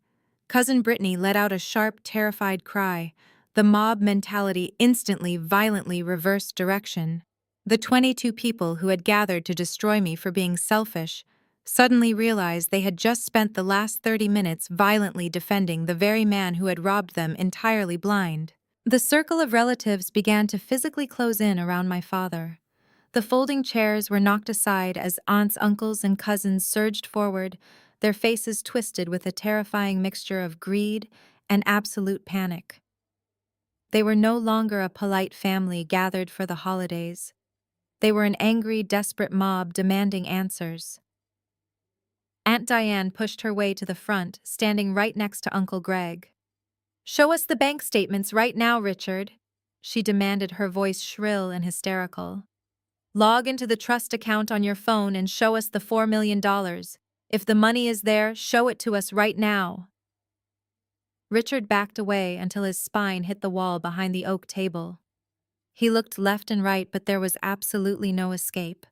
He was completely surrounded by the people he had sworn to protect. I watched my father press his back against the oak-side table, his eyes darting frantically as the mob of relatives closed in around him. Aunt Diane was practically screaming in his face, demanding that he open his banking application right then and there. I decided to put an end to the chaotic shouting. I placed my smartphone back into my tailored suit jacket pocket and slowly stood up from my wooden chair. "Stop yelling at him, Aunt Diane," I said. My voice was not loud, but the sheer professional authority in my tone immediately silenced the room. The relatives slowly turned around to look at me. Looking at the banking application on his smartphone will not give you the answers you are desperately looking for right now, no matter how much you scream at him. Because the trust account balance is currently 0 and has been for months. Uncle Greg whipped his head around to face me. "0!" he gasped, his face turning a sickly shade of gray. "What do you mean 0, Jocelyn? The trust was worth $4 million. I stepped forward, walking calmly into the open space between the angry relatives and my terrified parents. I mean exactly what I said, Uncle Greg. The $4 million is completely gone. When I first heard the recording of my mother suggesting they steal from the trust 3 years ago, I did not just sit on that information. I am a licensed forensic accountant. I specialize in tracking hidden offshore assets and uncovering complex corporate embezzlement. So I quietly initiated a comprehensive independent audit of the grandfather family trust using public tax filings and cross-referenced financial records associated with my father's management firm. I turned to look directly at Richard. He was staring at me with a look of absolute sheer horror, realizing that his entire hidden financial life had been meticulously dissected by his own daughter. My father did not just take $200,000 to cover Amanda's cryptocurrency scam, I explained to the room, utilizing precise professional accounting terminology. That initial theft was just the catalyst. Once Richard realized how incredibly easy it was to bypass the beneficiary oversight protocols, he simply never stopped stealing. He engaged in a highly calculated 3-year financial shell game to systematically drain the entire trust. How did he do it? Aunt Susan asked, her voice trembling with rising panic. How do you hide $4 million from the Internal Revenue Service? He utilized a technique known as structuring, I answered, keeping my delivery clinical and entirely devoid of emotion. He purposefully kept the illicit cash withdrawals strictly under the federal reporting threshold to avoid triggering automatic Bank Secrecy Act alerts. But pulling cash out directly is far too risky. So Richard established 3 separate dummy limited liability companies registered in the state of Delaware, where corporate ownership can remain anonymous. I paced slowly in front of my father, listing off his crimes, like a federal prosecutor reading a devastating indictment. He categorized these dummy corporations as property management and financial consulting firms. Then, as the sole legal manager of the trust, he began issuing fraudulent vendor invoices to those shell companies for phantom administrative services and fabricated capital expenditures. The trust was paying for repairs on properties that did not even exist. The money was seamlessly wired out of the trust account directly into the shell companies, and from there it was entirely commingled with Richard and Patricia's personal private checking accounts. Uncle Greg grabbed his own hair, looking like he was about to physically collapse. But where did the money actually go? Greg demanded. $4 million does not just vanish into thin air, Jocelyn. I gestured broadly to the incredibly lavish room surrounding us. It did not vanish, Uncle Greg. You are standing in it. Look around you right now. Look at the $4,000 Bose surround sound system we just used to expose them. Look at Patricia's closet full of authentic luxury cashmere and imported designer handbags. Look at the custom-tailored suits Richard wears to his exclusive country club.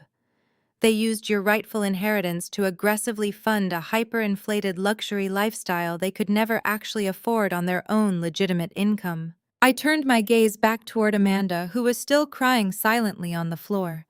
And of course, a massive portion of the embezzled trust funds went directly toward maintaining the grand illusion of the perfect golden child.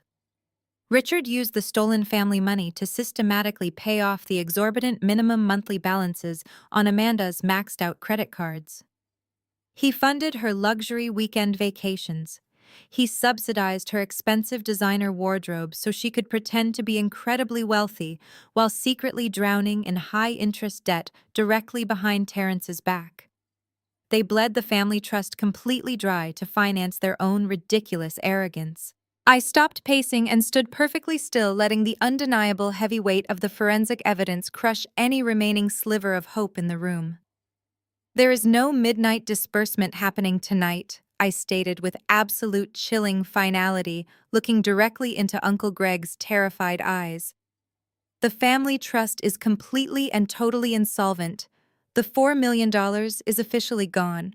Richard and Patricia have spent every single penny, leaving nothing behind for anyone else. The absolute finality of my statement hung in the air for a fraction of a second before the entire living room exploded into pure, unadulterated chaos. The thin veneer of polite high society family behavior completely shattered into pieces. 22 people erupted into a deafening chorus of screams, furious shouts, and hysterical crying. Uncle Greg lunged forward, grabbing Richard by the lapels of his expensive tailored suit, shaking him violently against the oak side table. "Where is my retirement money?"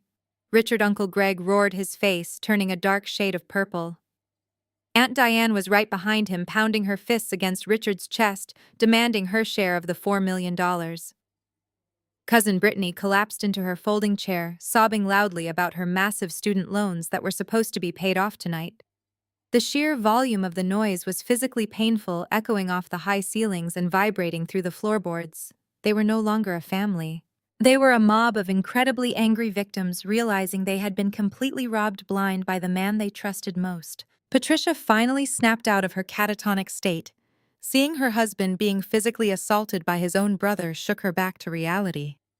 She pushed herself up from her chair, stumbling forward into the violent, chaotic center of the room. "Stop it!" Patricia screamed, waving her arms frantically in the air. "Greg, let him go right now. Please, everybody, just calm down. We can fix this. We can explain everything." But nobody was listening to her anymore.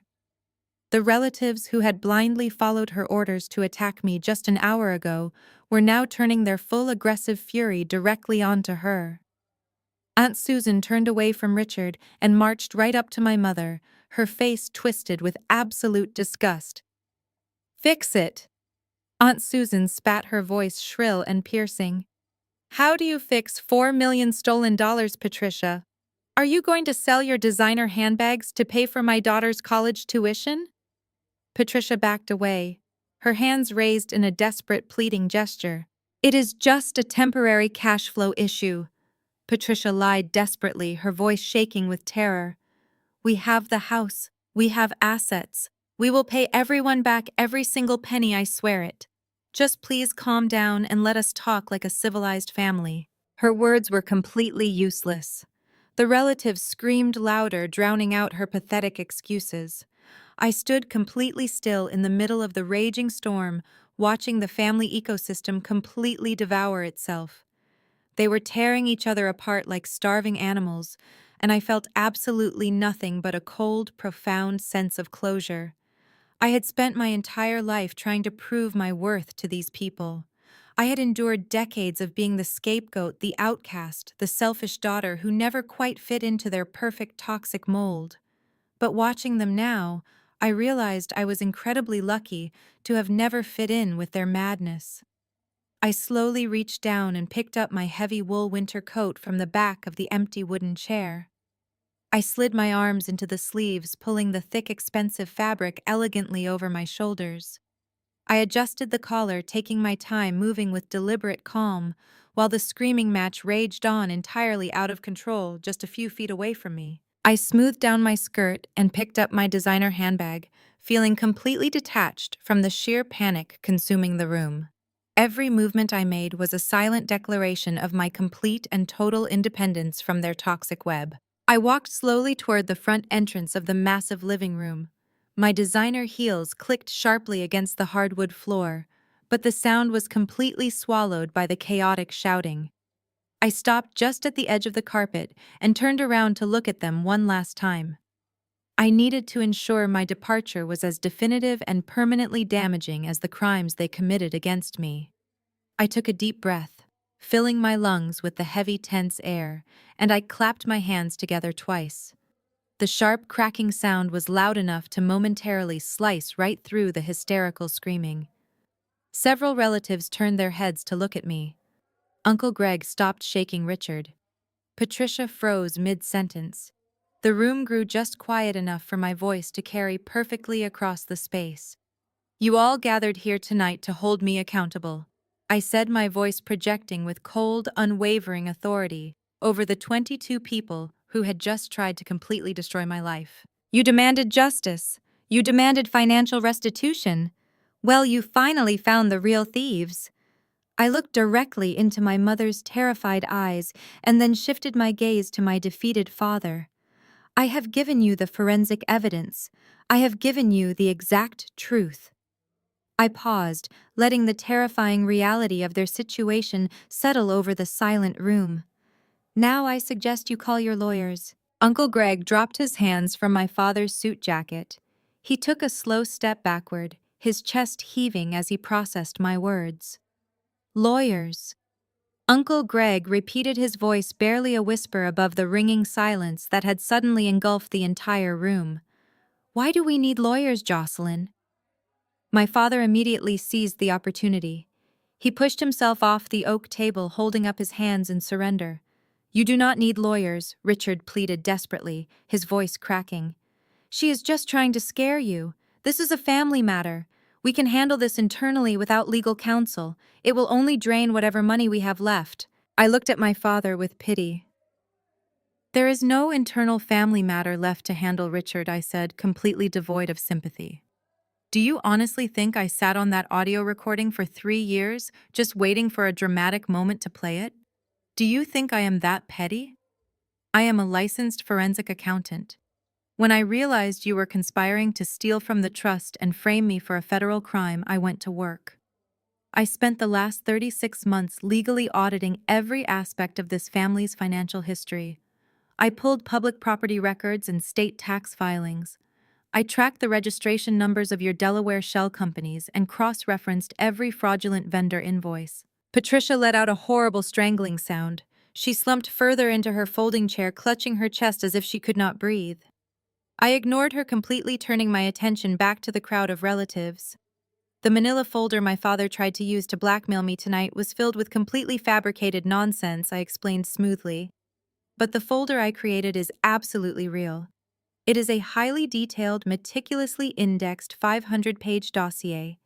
It contains every single bank statement, every wire transfer receipt, and digital communication proving exactly how Richard and Patricia systematically embezzled $4 million from their own relatives. It proves the tax fraud structuring and everything else. Uncle Greg stared at me, his eyes wide with a mixture of awe and absolute terror. Where is this dossier? Greg asked, his voice trembling violently. Where did you put it, Jocelyn? I checked my gold Cartier watch again, a gesture that was no longer polite, but entirely lethal. Exactly 10 minutes before I walked through those front doors tonight, I sat in my car in your driveway, I replied, looking directly at my parents. I opened my encrypted laptop and I hit send on a highly secure email. I did not send it to a local police officer. I sent the entire 500-page dossier directly to the Federal Bureau of Investigation and the Criminal Investigation Division of the Internal Revenue Service. The collective gasp from the room was so sharp, it sounded like all 22 people had been physically struck at the same time. The IRS. Aunt Susan whimpered, collapsing into the nearest chair.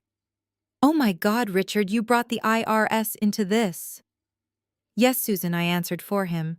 And the federal government does not care about your holiday traditions or family interventions. They only care about wire fraud and massive tax evasion. When Richard transferred $4 million into his private accounts, he did not declare a single penny as income. The IRS is going to freeze every single bank account associated with this family by tomorrow morning. They will seize this massive house. They will auction off the cars, the jewelry, the designer clothing, and every luxury item purchased with stolen trust funds to satisfy the incredible tax debt. There is absolutely no escaping a federal audit when the complete roadmap to your crimes has been perfectly highlighted and delivered straight to their desks. Richard let out a pathetic, guttural wail and slid down the wall until he was sitting on the hardwood floor holding his head in his hands. You see, Richard, I continued, my voice echoing with finality. You tried to threaten me with a fake prison sentence to steal my inheritance. But the dossier I handed over carries real mandatory minimums. Wire fraud alone carries up to 20 years in federal prison. Tax evasion adds another 5. You are going to a maximum security federal penitentiary. The federal agents will comb through every transaction. They will see exactly how Amanda bypassed security checks to illegally borrow against her house. Terrence will not spend a single dime on a private investigator to prove his wife is a complete fraud. The government will do the heavy lifting for him completely free of charge. Terrence stood tall, crossing his arms and glaring down at Amanda, who was hyperventilating so hard she looked like she might pass out. The reality of a federal investigation is a highly unique type of terror. It completely overrides any lingering sense of familial loyalty or social decorum.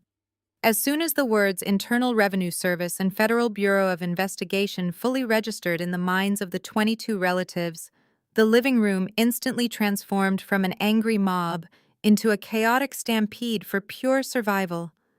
Nobody cared about the missing $4 million anymore. They only cared about saving themselves from being dragged down in a massive federal criminal conspiracy. Uncle Greg was the first to completely break. He took one final terrified look at my father, sitting helplessly on the floor, and aggressively backed away, as if Richard was suddenly highly radioactive. "I need to call my attorney right now," Uncle Greg stammered, his voice pitching into a high hysterical register. "I have absolutely nothing to do with this, Richard. I swear to God I did not know anything about those offshore shell companies." Greg turned sharply and sprinted toward the hallway, entirely abandoning his wife, Aunt Diane, who was struggling to grab her leather purse from beneath a violently tipped-over metal folding chair. The sudden frantic movement from Uncle Greg immediately broke the invisible dam holding the rest of the relatives back. Utter pandemonium erupted across the living room. It was a mass exodus driven entirely by pure, unadulterated self-preservation. Metal folding chairs crashed loudly against the polished hardwood floor as aunts, uncles, and cousins frantically scrambled to get out of the room.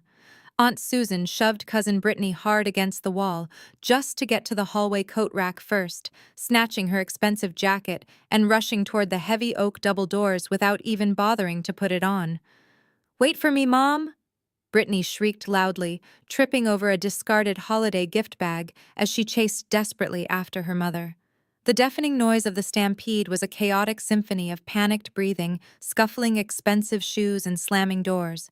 They were literally physically pushing each other out of the way, desperate to put as much physical distance as possible between themselves and the massive federal crime scene this house had suddenly become. Nobody stopped to check on Patricia. Nobody offered Richard a helping hand. They fled with terrifying urgency, escaping a burning building.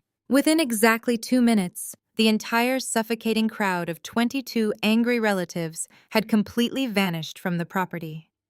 The massive luxury living room felt suddenly hollow, the air thick with the dust kicked up by their frantic, desperate departure. The only people left standing in the wreckage were my parents, Amanda Terrence, and me. The front door stood wide open at the end of the hall, letting the freezing December wind howl directly into the grand entryway. Terrence had not moved a single inch during the entire chaotic stampede. He stood like a massive stone statue in the center of the Persian rug, staring down at his weeping wife. Amanda was still curled awkwardly on the floor, gasping for air, her hands reaching up toward him in a pathetic, desperate plea for mercy. "Terrence, please!" Amanda choked out her voice, barely a whisper through her violent sobbing. "Please do not leave me here. I will do anything you want. We can fix this together." Terrence looked at her with a cold, completely dead expression. There was absolutely no anger left in his dark eyes anymore. The fiery outrage from earlier had completely burned out. The intense rage had evaporated, leaving behind nothing but an absolute freezing void of disgust. "You do not exist to me anymore," Terrence stated, his deep voice entirely devoid of any human emotion. He slowly raised his left hand up into the air. He grasped the thick gold wedding band resting firmly on his ring finger and pulled it off in one smooth, highly deliberate motion. He did not yell or throw it at her face in a sudden fit of rage. He simply held the ring over her trembling form and let it drop. The heavy gold band hit the polished hardwood floor with a sharp metallic clink that echoed loudly in the newly emptied room. It rolled slowly in a small, tight circle before coming to a complete stop right next to Amanda's knee. Terrence turned his broad back to her and walked away. His heavy footsteps echoed with absolute finality as he marched straight toward the open front door. He did not look back. He did not hesitate for a second. He walked out into the freezing winter night and slammed the heavy oak double doors completely shut. Amanda let out an agonizing scream, collapsing against the floor. The masterminds of this family intervention were finally left alone with the devastating consequences of their actions. The heavy oak double doors slammed shut, entirely sealing off the chaos of the outside world.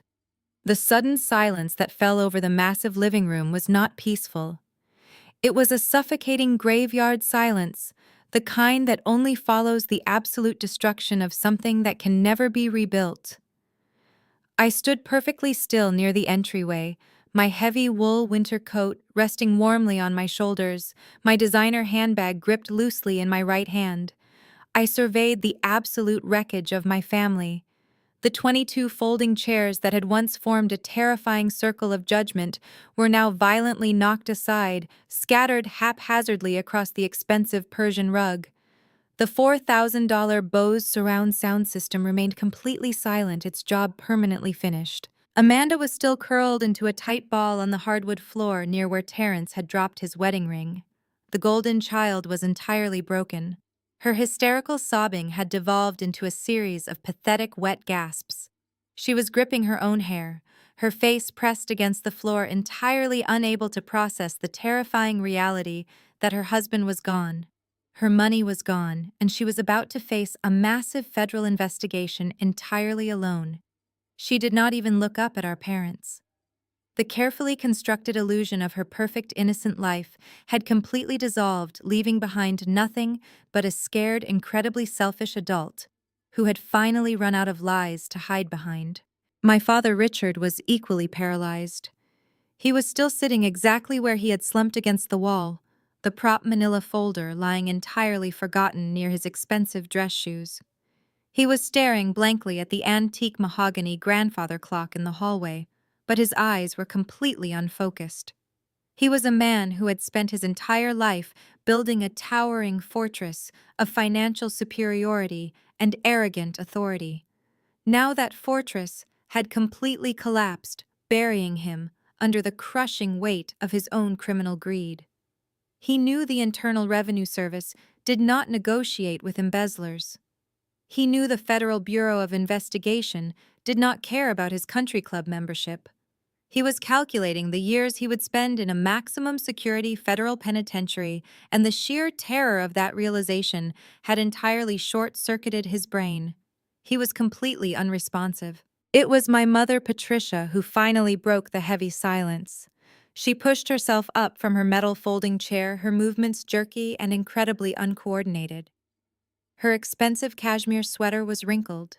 Her perfectly styled hair was a complete mess, and the malicious, triumphant sneer she had worn just 30 minutes ago was entirely gone. She stumbled blindly across the Persian rug, stepping over a discarded folding chair, completely ignoring Amanda sobbing on the floor.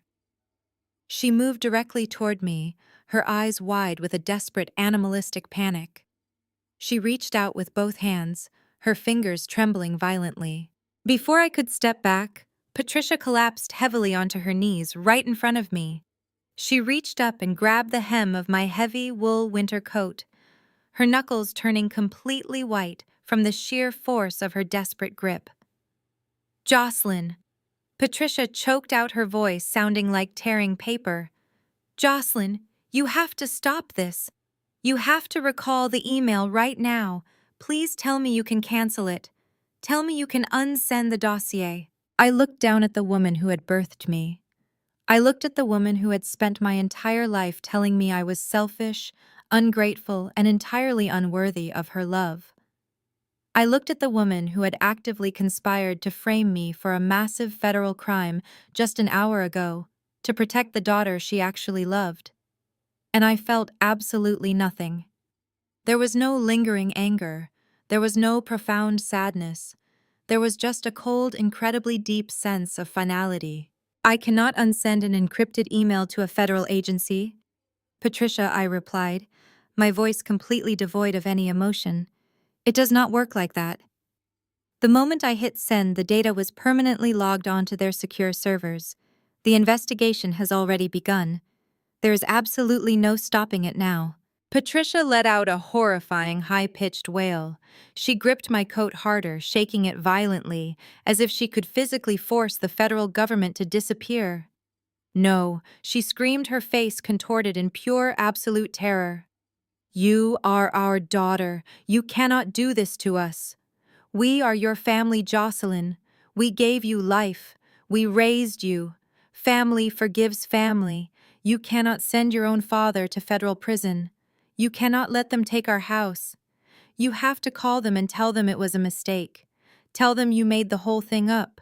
Tell them you were just angry and you fabricated the audit. She was begging me to commit perjury to save her from the consequences of her own massive crimes. She was still actively trying to use me as her ultimate shield, completely blind to the fact that I had just spent the last hour dismantling her entire world. She genuinely believed that the toxic bond of family was somehow stronger than a federal wire fraud indictment. She looked up at me, tears streaming down her face, entirely expecting me to finally break and rescue her. I looked down into my mother's tear-filled eyes and saw absolutely nothing but a desperate reflection of her own incredibly selfish panic. She was not crying because she realized she had deeply hurt her daughter. She was crying solely because she had finally been caught, and the impending consequences of her massive financial crimes were entirely inescapable. I did not reach down to help her up from the floor. I did not bend my knees to meet her at her level. I simply stood incredibly tall, letting the heavy weight of my wool winter coat settle comfortably on my shoulders as I prepared to deliver the absolute final words I would ever speak to her. "You want to talk to me about family?" "Patricia?" I asked, my voice echoing with cold, piercing clarity in the silent room. "You want to kneel on this Persian rug and invoke the sacred bond of blood after you just spent 30 minutes actively trying to destroy my life?" I slowly shook my head, disgusted by her sheer audacity. Family is supposed to be a sanctuary. Family is supposed to be the one place where you are fiercely protected from harm. It is not supposed to be a hunting ground. You do not get to use the word family as a convenient shield only when your own malicious actions finally catch up with you. Patricia let out another pathetic sob, gripping the hem of my coat tighter, but I easily stepped back, forcing her hands to drop uselessly to her sides. For 34 years, I continued my tone completely devoid of any yelling. I let you and Richard convince me that I was the fundamental problem in this household. I let you tell me I was too cold, too focused on my career, and too selfish to be properly loved. You designated me as the permanent family scapegoat because you desperately needed a massive distraction from your own profound moral rot. You needed everyone to focus on my supposed flaws so they would never notice that the perfect parents and the golden child were actually just greedy criminals bleeding the family trust completely dry. I paced one step to the right, putting myself directly in the path of the grand entryway. "You thought my independence was a weakness," I stated, looking back down at her trembling form. "You thought that because I did not rely on your money, I was somehow desperate for your emotional validation. You calculated that the terror of losing this toxic family would force me to blindly sign away $500,000. But you severely miscalculated the entire situation tonight. You forgot that my independence is exactly what gave me the ultimate power to completely walk away from your madness." I adjusted my designer handbag on my arm, feeling incredibly light. "You just told me that family forgives family," I said, letting a chilling smile touch my lips. "But I am not going to forgive you, Patricia. I am going to let the federal justice system do exactly what it was designed to do. I am going to let the Internal Revenue Service strip you of every luxury item you stole, and I am going to let a federal judge decide exactly how many years you and Richard will spend sitting in a concrete cell for committing massive wire fraud." I looked around the ruined living room, taking one final sweeping visual inventory of the utter destruction they had brought upon themselves. I looked at Amanda, still weeping uncontrollably in the fetal position, realizing she had absolutely no one left to manipulate anymore. I looked at Richard, still paralyzed against the wall, completely broken by the sudden loss of his wealth and his arrogant power. If my choice tonight is between being your sacrificial lamb or being entirely alone, the decision is incredibly easy. I declared my voice carrying the absolute weight of my newly established boundary. I would much rather spend this entire Christmas drinking a $500 bottle of champagne, completely alone in my pristine Chicago penthouse, than spend another single second serving as the designated scapegoat for a room full of pathetic, desperate criminals. I did not wait for a response. There was absolutely nothing left to say to any of them. I stepped smoothly right over my mother's legs as she remained completely frozen on the floor. I walked deliberately down the long hallway, my heels clicking rhythmically against the expensive tiles. I reached the heavy oak double doors and pushed them wide open. The freezing December wind blasted against my face, instantly waking me up. I stepped out onto the front porch, pulling my thick wool coat much tighter. I walked straight toward my car, leaving their toxic wreckage completely behind forever. 6 months later, the freezing winds of that December night had long since faded, replaced by the sweltering heat of a Chicago summer. But the fire I started in that living room had burned continuously until there was absolutely nothing left of my family's fraudulent empire. The federal government moves slowly, but when it finally strikes, it strikes with overwhelming and absolute force.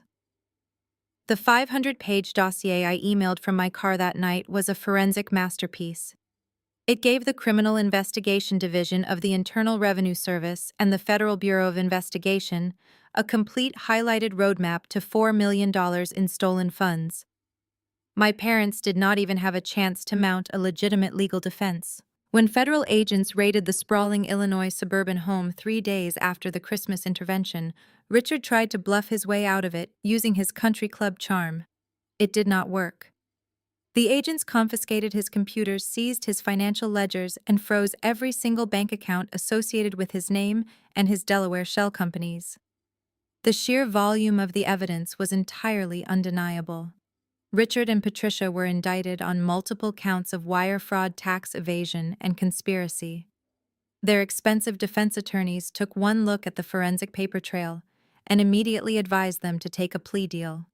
The terrifying prospect of a prolonged public trial that would certainly end in a 20-year sentence broke their arrogant spirits completely. Last Tuesday, I sat quietly in the back row of a federal courtroom in downtown Chicago and watched my parents stand before a federal judge. They were no longer the impeccably dressed masters of the universe. Patricia wore a drab beige prison-issued jumpsuit, her dyed hair graying rapidly at the roots. Richard looked small and fragile, his shoulders hunched in absolute defeat. The judge showed zero leniency for white-collar criminals who aggressively steal from their own relatives. Richard and Patricia officially pleaded guilty to federal wire fraud. They were both sentenced to 10 years in a federal penitentiary. Furthermore, the IRS officially seized the luxury suburban house, auctioning it off to the highest bidder to satisfy the millions they owed in back taxes and court-ordered restitution. Their designer clothes, the $4,000 sound system, the luxury cars, everything was liquidated by the federal government.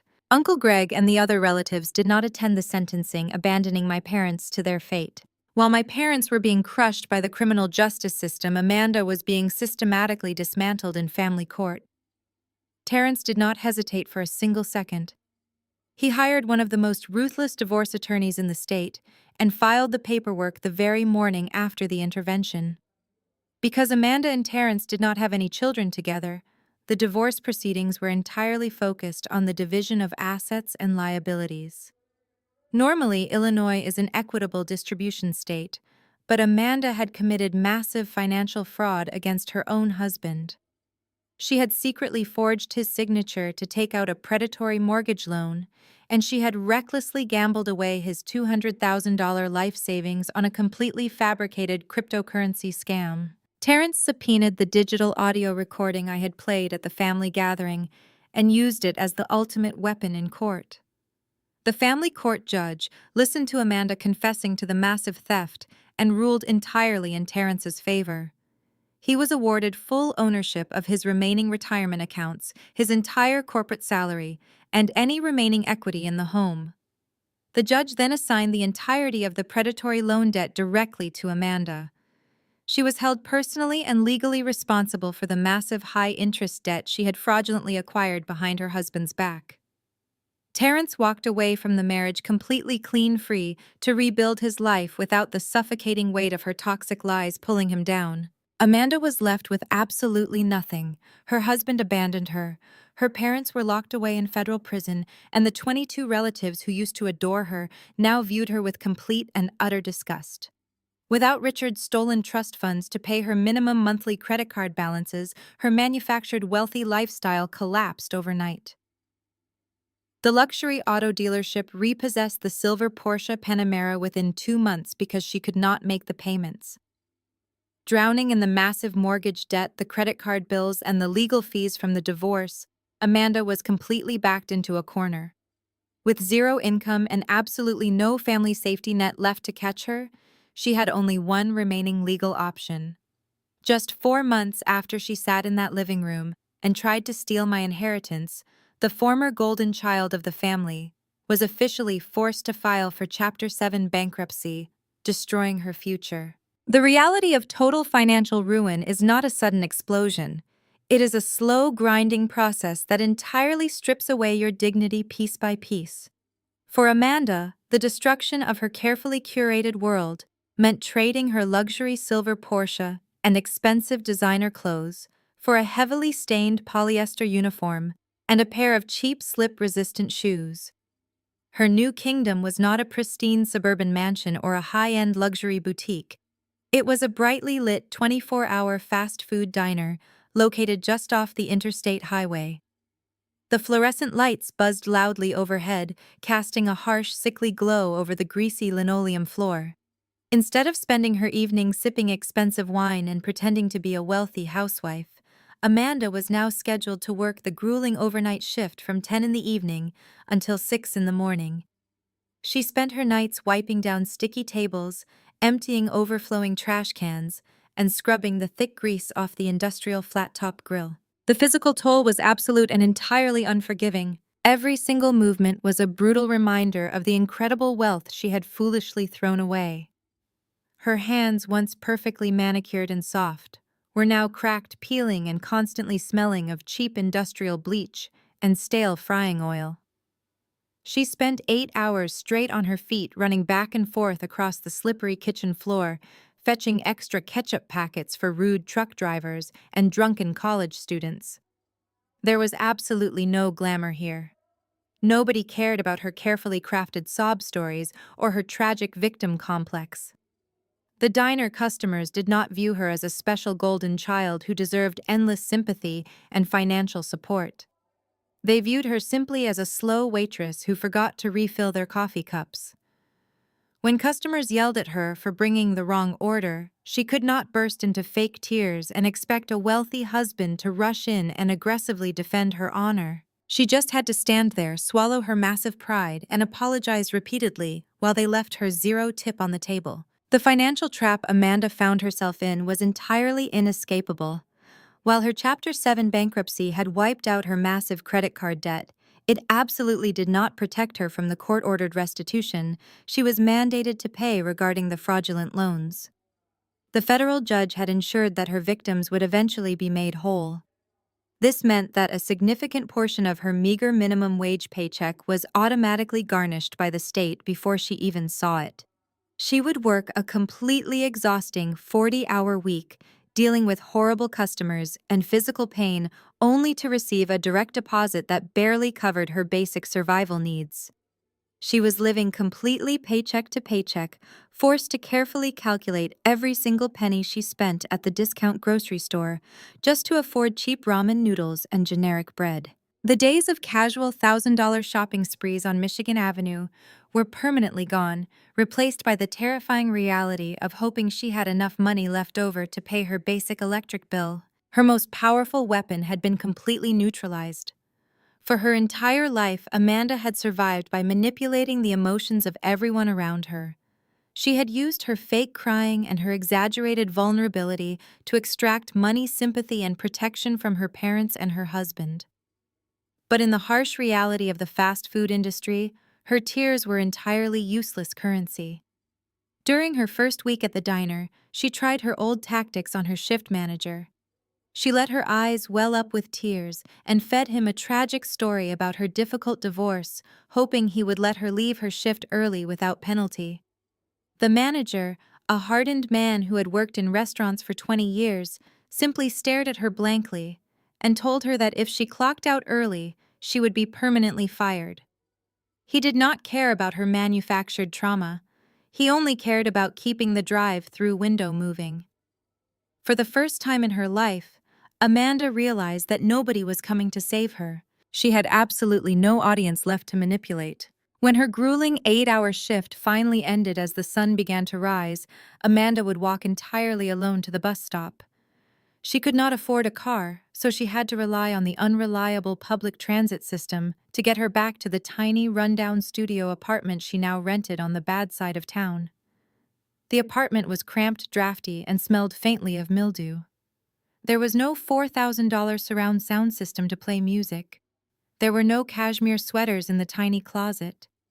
She would lock the thin wooden door, peel off her greasy uniform, and stand in front of the small, cracked mirror hanging above the bathroom sink. The woman staring back at her was completely unrecognizable.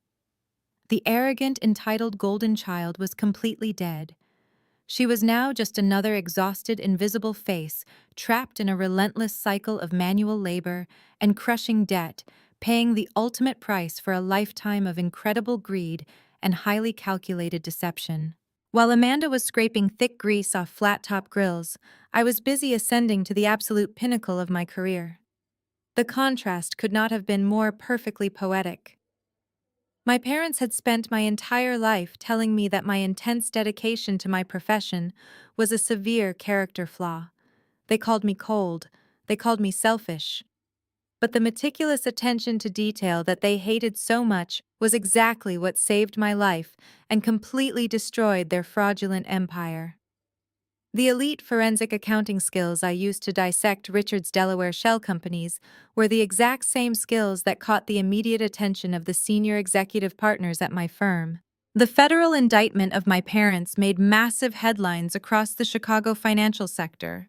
Instead of viewing the family scandal as a professional liability, the executive board at my Big Four accounting firm viewed my direct actions as the ultimate display of unshakable integrity. I had ruthlessly audited my own flesh and blood and handed them over to the federal government without a single moment of hesitation.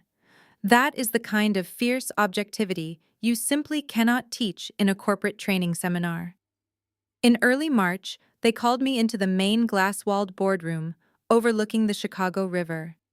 They did not just offer me a standard annual raise or a minor title bump. They officially promoted me to managing director, making me one of the youngest women in the entire history of the firm to hold that incredibly prestigious title. My new office is twice the size of my old one. My new compensation package makes the $500,000 inheritance my father tried to violently extort from me look like absolute pocket change. I earned every single penny of it through legitimate, grueling hard work, entirely free of backdoor trust fund embezzlement or predatory loans. The massive financial upgrade allowed me to completely reshape my physical environment. I moved out of my luxury high-rise apartment and purchased a sprawling multi-million-dollar penthouse directly in the heart of downtown Chicago. The space is absolutely pristine. It features floor-to-ceiling glass windows, massive open-concept living areas, and completely zero-metal folding chairs. It is a fortress of absolute peace. Tonight, the bitter December chill has returned to the city. I am standing out on my private wraparound balcony, leaning against the thick frosted glass railing. The wind is biting, but I barely feel it. The sprawling illuminated skyline of Chicago stretches out endlessly in front of me, a glittering ocean of glass and steel against the pitch-black sky. Down below, millions of people are rushing through the crowded streets, fighting their own battles and navigating their own highly complicated lives. But up here, the silence is absolutely perfect.